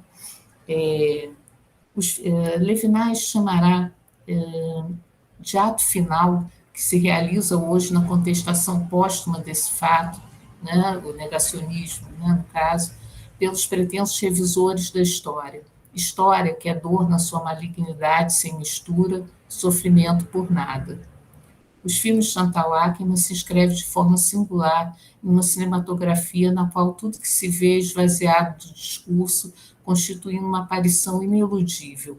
Aquilo que Rancière, a respeito do filme Shoah, de Claude Lanzmann, nomeará real do inacreditável, dado pela impossível adequação do lugar à palavra. Concluindo, né, Marie-José Monzen investiga no ensaio Judeu Frente e Perfil a gênese do dispositivo plástico e perceptivo com base no qual se elaborou, no decorrer dos séculos, a aparência de horror, impureza e vergonha que se atribuiu aos rostos daqueles que é preciso odiar a qualquer preço. Essa figura sem imagem do judeu, que seria todavia preciso retratar, parte do amálgama ideológico que constituiu o corpo do judeu como corpo não grego e, ainda por cima, como corpo não cristão. Duplo exílio, do pensamento em sua origem grega, como já vimos, e de qualquer redenção. Sua existência vacila, sem imagem e sem nome. As imagens de Akerman e a ética em Levinas oferecem outro território para o pensamento e a arte, que encontra acolhimento na concepção de rosto. O rosto, afirma o filósofo Levinas, né? Significa o outro, se afirma contra a vontade assassina, é resistência ao nosso poder, na nudez absoluta que significa por si mesmo.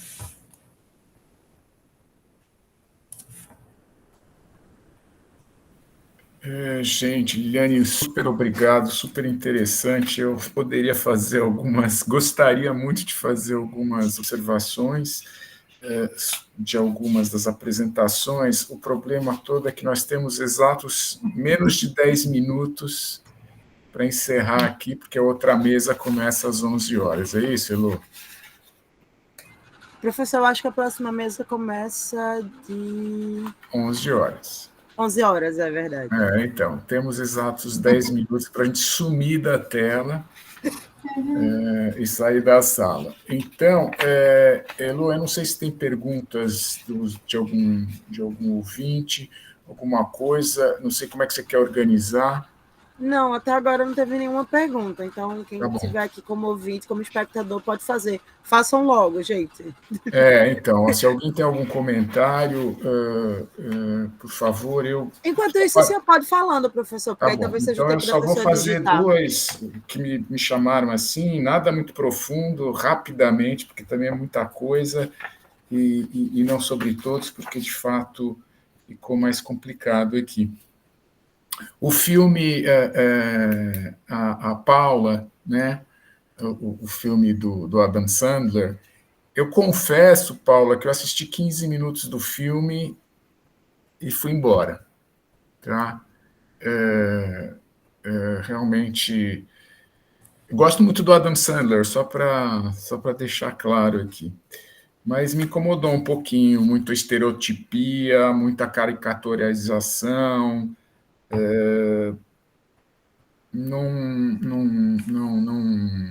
Não entrei nessa chave que vocês entraram, ok, não vou entrar aqui na discussão. Só como comentário de filme mesmo, né? Eu como espectador de filme e tudo mais, eu realmente não tive paciência para ver o filme. Mas isso sou eu, né? E, finalmente, eu vou direto aqui para a Liliane. Professor, Fale, Tânia, fale. adolescentes, viu? Eu sei. Então, nós analisamos como um material que está sendo bastante visto por essa faixa. Não, perfeito. Nessa chave. Para o senhor, viu? Obrigado pelo senhor, mas nessa chave 100%. Perfeito, eu entendo. Eu imagino que as adolescentes judias amaram. Exato. Então acho que está ótimo. Não, é só esse comentário, eu não tive essa coisa. Agora, mais sério aqui para a Liliane, aqui para o fim. Achei bárbara a tua apresentação e me puxou duas coisas só, não sei se dá para a gente discutir isso, mas eu estava... Um dos assuntos que eu trabalhei bastante, principalmente no mestrado, foi a questão do cinema transcendental.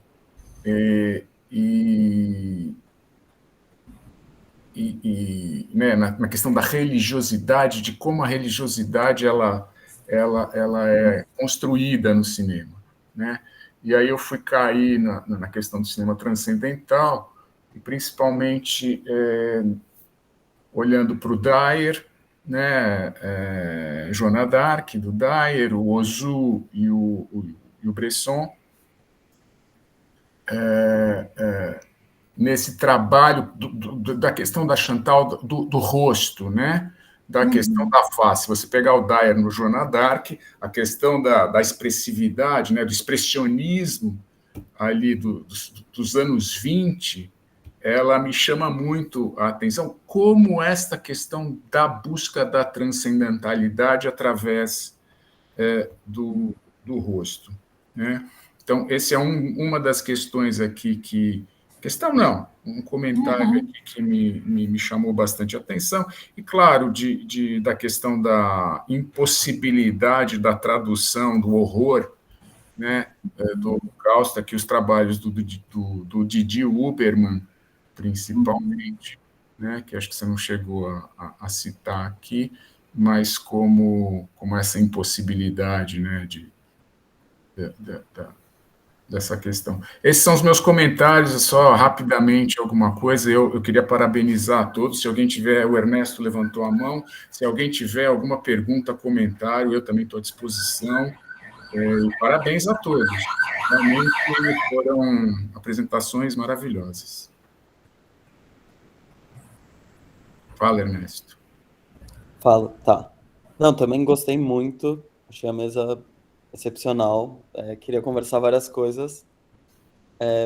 Fiquei uma curiosidade bem breve da Luísa, se ela quiser responder depois, porque ontem ela falou de Eruv e hoje ela está falando aqui de fotografia, eu queria saber se as coisas se ligam na sua pesquisa. E, Tobias, eu achei muito interessante, eu estou participando de um grupo que a gente está fazendo leituras de textos em Yiddish, e a gente leu uma peça que foi do Sholem Aleichem, que foi feita pelo Turkov no Rio de Janeiro, e o Latar Segal fez os cenários para essa peça, lá no Rio.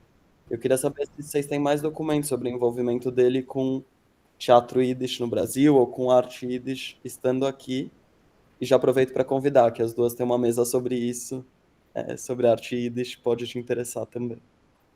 É isso. Oi? Quem começa? Eu começo? Pode começar.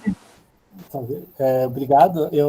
Sim, nós temos alguns documentos. A gente tem uma biblioteca especializada aqui em arte do espetáculo, né? É a maior biblioteca de arte do espetáculo da América Latina. Então, a gente tem muita informação sobre teatro, cinema, circo, né? Televisão, e nós ajudamos até recentemente ali a Casa do Povo a fazer uma das suas exposições, né?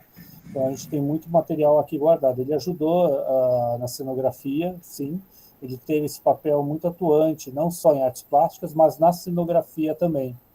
Então, vocês estão conseguindo me ouvir? Porque estou vendo... Está direitinho, né? Tá. A gente tem muito material aqui. E eu me interesso, sim. Eu me interesso. Eu tenho estudado Yiddish, né? Tanto lá no IVO, como... Eu esqueci de mencionar, eu também estudo Yiddish na PUC, do Rio de Janeiro, né? Que oferece os cursos ali. Então, eu tenho muito interesse. Se puder me mandar um e-mail, eu gostaria de entrar em contato com vocês, conversar mais. Maravilha, manda seu e-mail no chat que a gente segue falando. Ah, legal, muito obrigado. Tem alunos da PUC aqui, então. Eu também sou. Então, eu também faço parte. Eu fiz um semestre, pretendo voltar, mas eu fiz também. É a PUC Rio que vocês estão falando? Isso, então. Centro de Estudos Yiddish, né, que é a Márcia Antab, uma das articuladoras. Eu sou do Conselho Consultivo lá desse núcleo. Né? Que maravilha. Agradecer aí ao Bruno, adorei, acho que temos figurinhas a trocar sobre frontalidade, primeiríssimo plano no cinema. O Didi Huberman realmente ficou ausente, mas ele está sempre pairando, né, com as imagens, apesar de tudo, para citar o título do livro, e da briga, né, tem todas as fofocas anedóticas também da briga com Claude Lanzmann, né, assim, enfim. Né, essa mesa deveria continuar, se prolongar, né, além daqui. Parabéns a todo mundo, gostei muito. Professor, só para fazer, a Luísa, para fazer o comentário, tem uma pergunta para a gente fechar, porque daqui a pouco vai começar a entrar o pessoal da próxima mesa. Então, Ernesto e Heloísa também ficaram com essa curiosidade. Na verdade, não tem muita relação, não. Assim, o Eruv era um assunto que já me interessava há algum tempo, que era algo que eu também não conhecia e fui introduzida a partir de séries e fiquei curiosa e tive uma disciplina sobre história dos objetos e achei que era um bom momento, um bom espaço para discutir essa questão.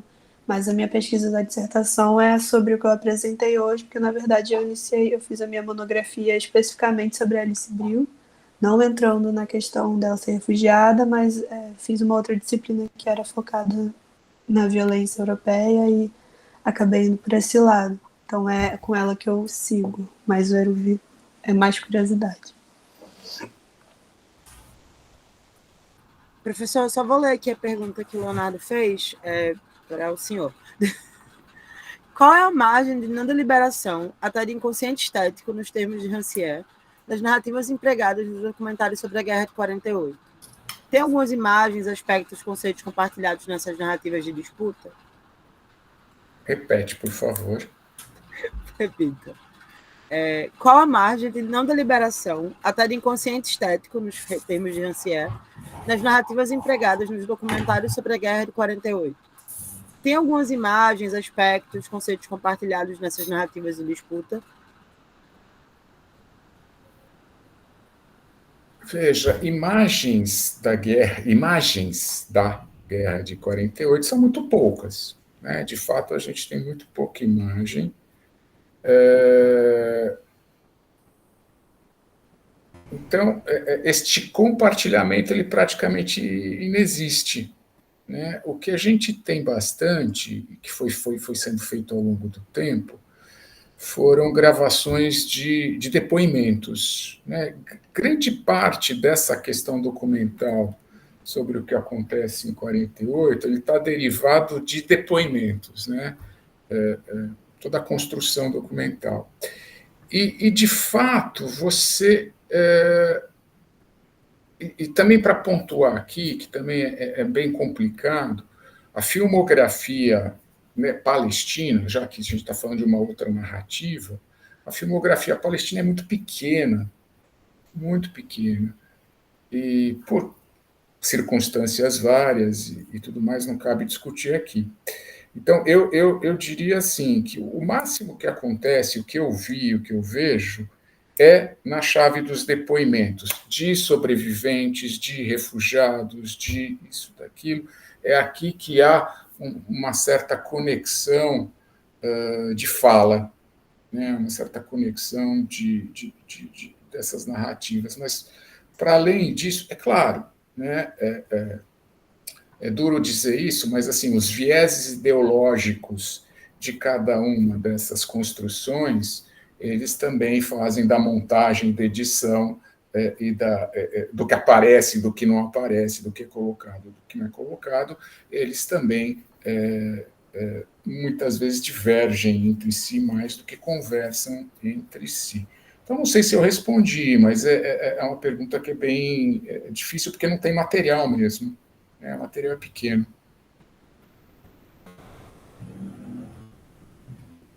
Bom, Elô, acho que temos que encerrar, né? Gente, muito obrigado mais uma vez, foi um enorme prazer aqui estar com vocês. Obrigado, Elô, obrigado, Tiago, está aqui também, Ernesto, toda a comissão organizadora do Congresso, e a gente segue aí com as outras pautas aqui. Obrigado, gente. Tchau, tchau. Obrigada. Valeu, gente. Prazer em conhecê-los. Boa tarde. Abraço. Tchau, tchau.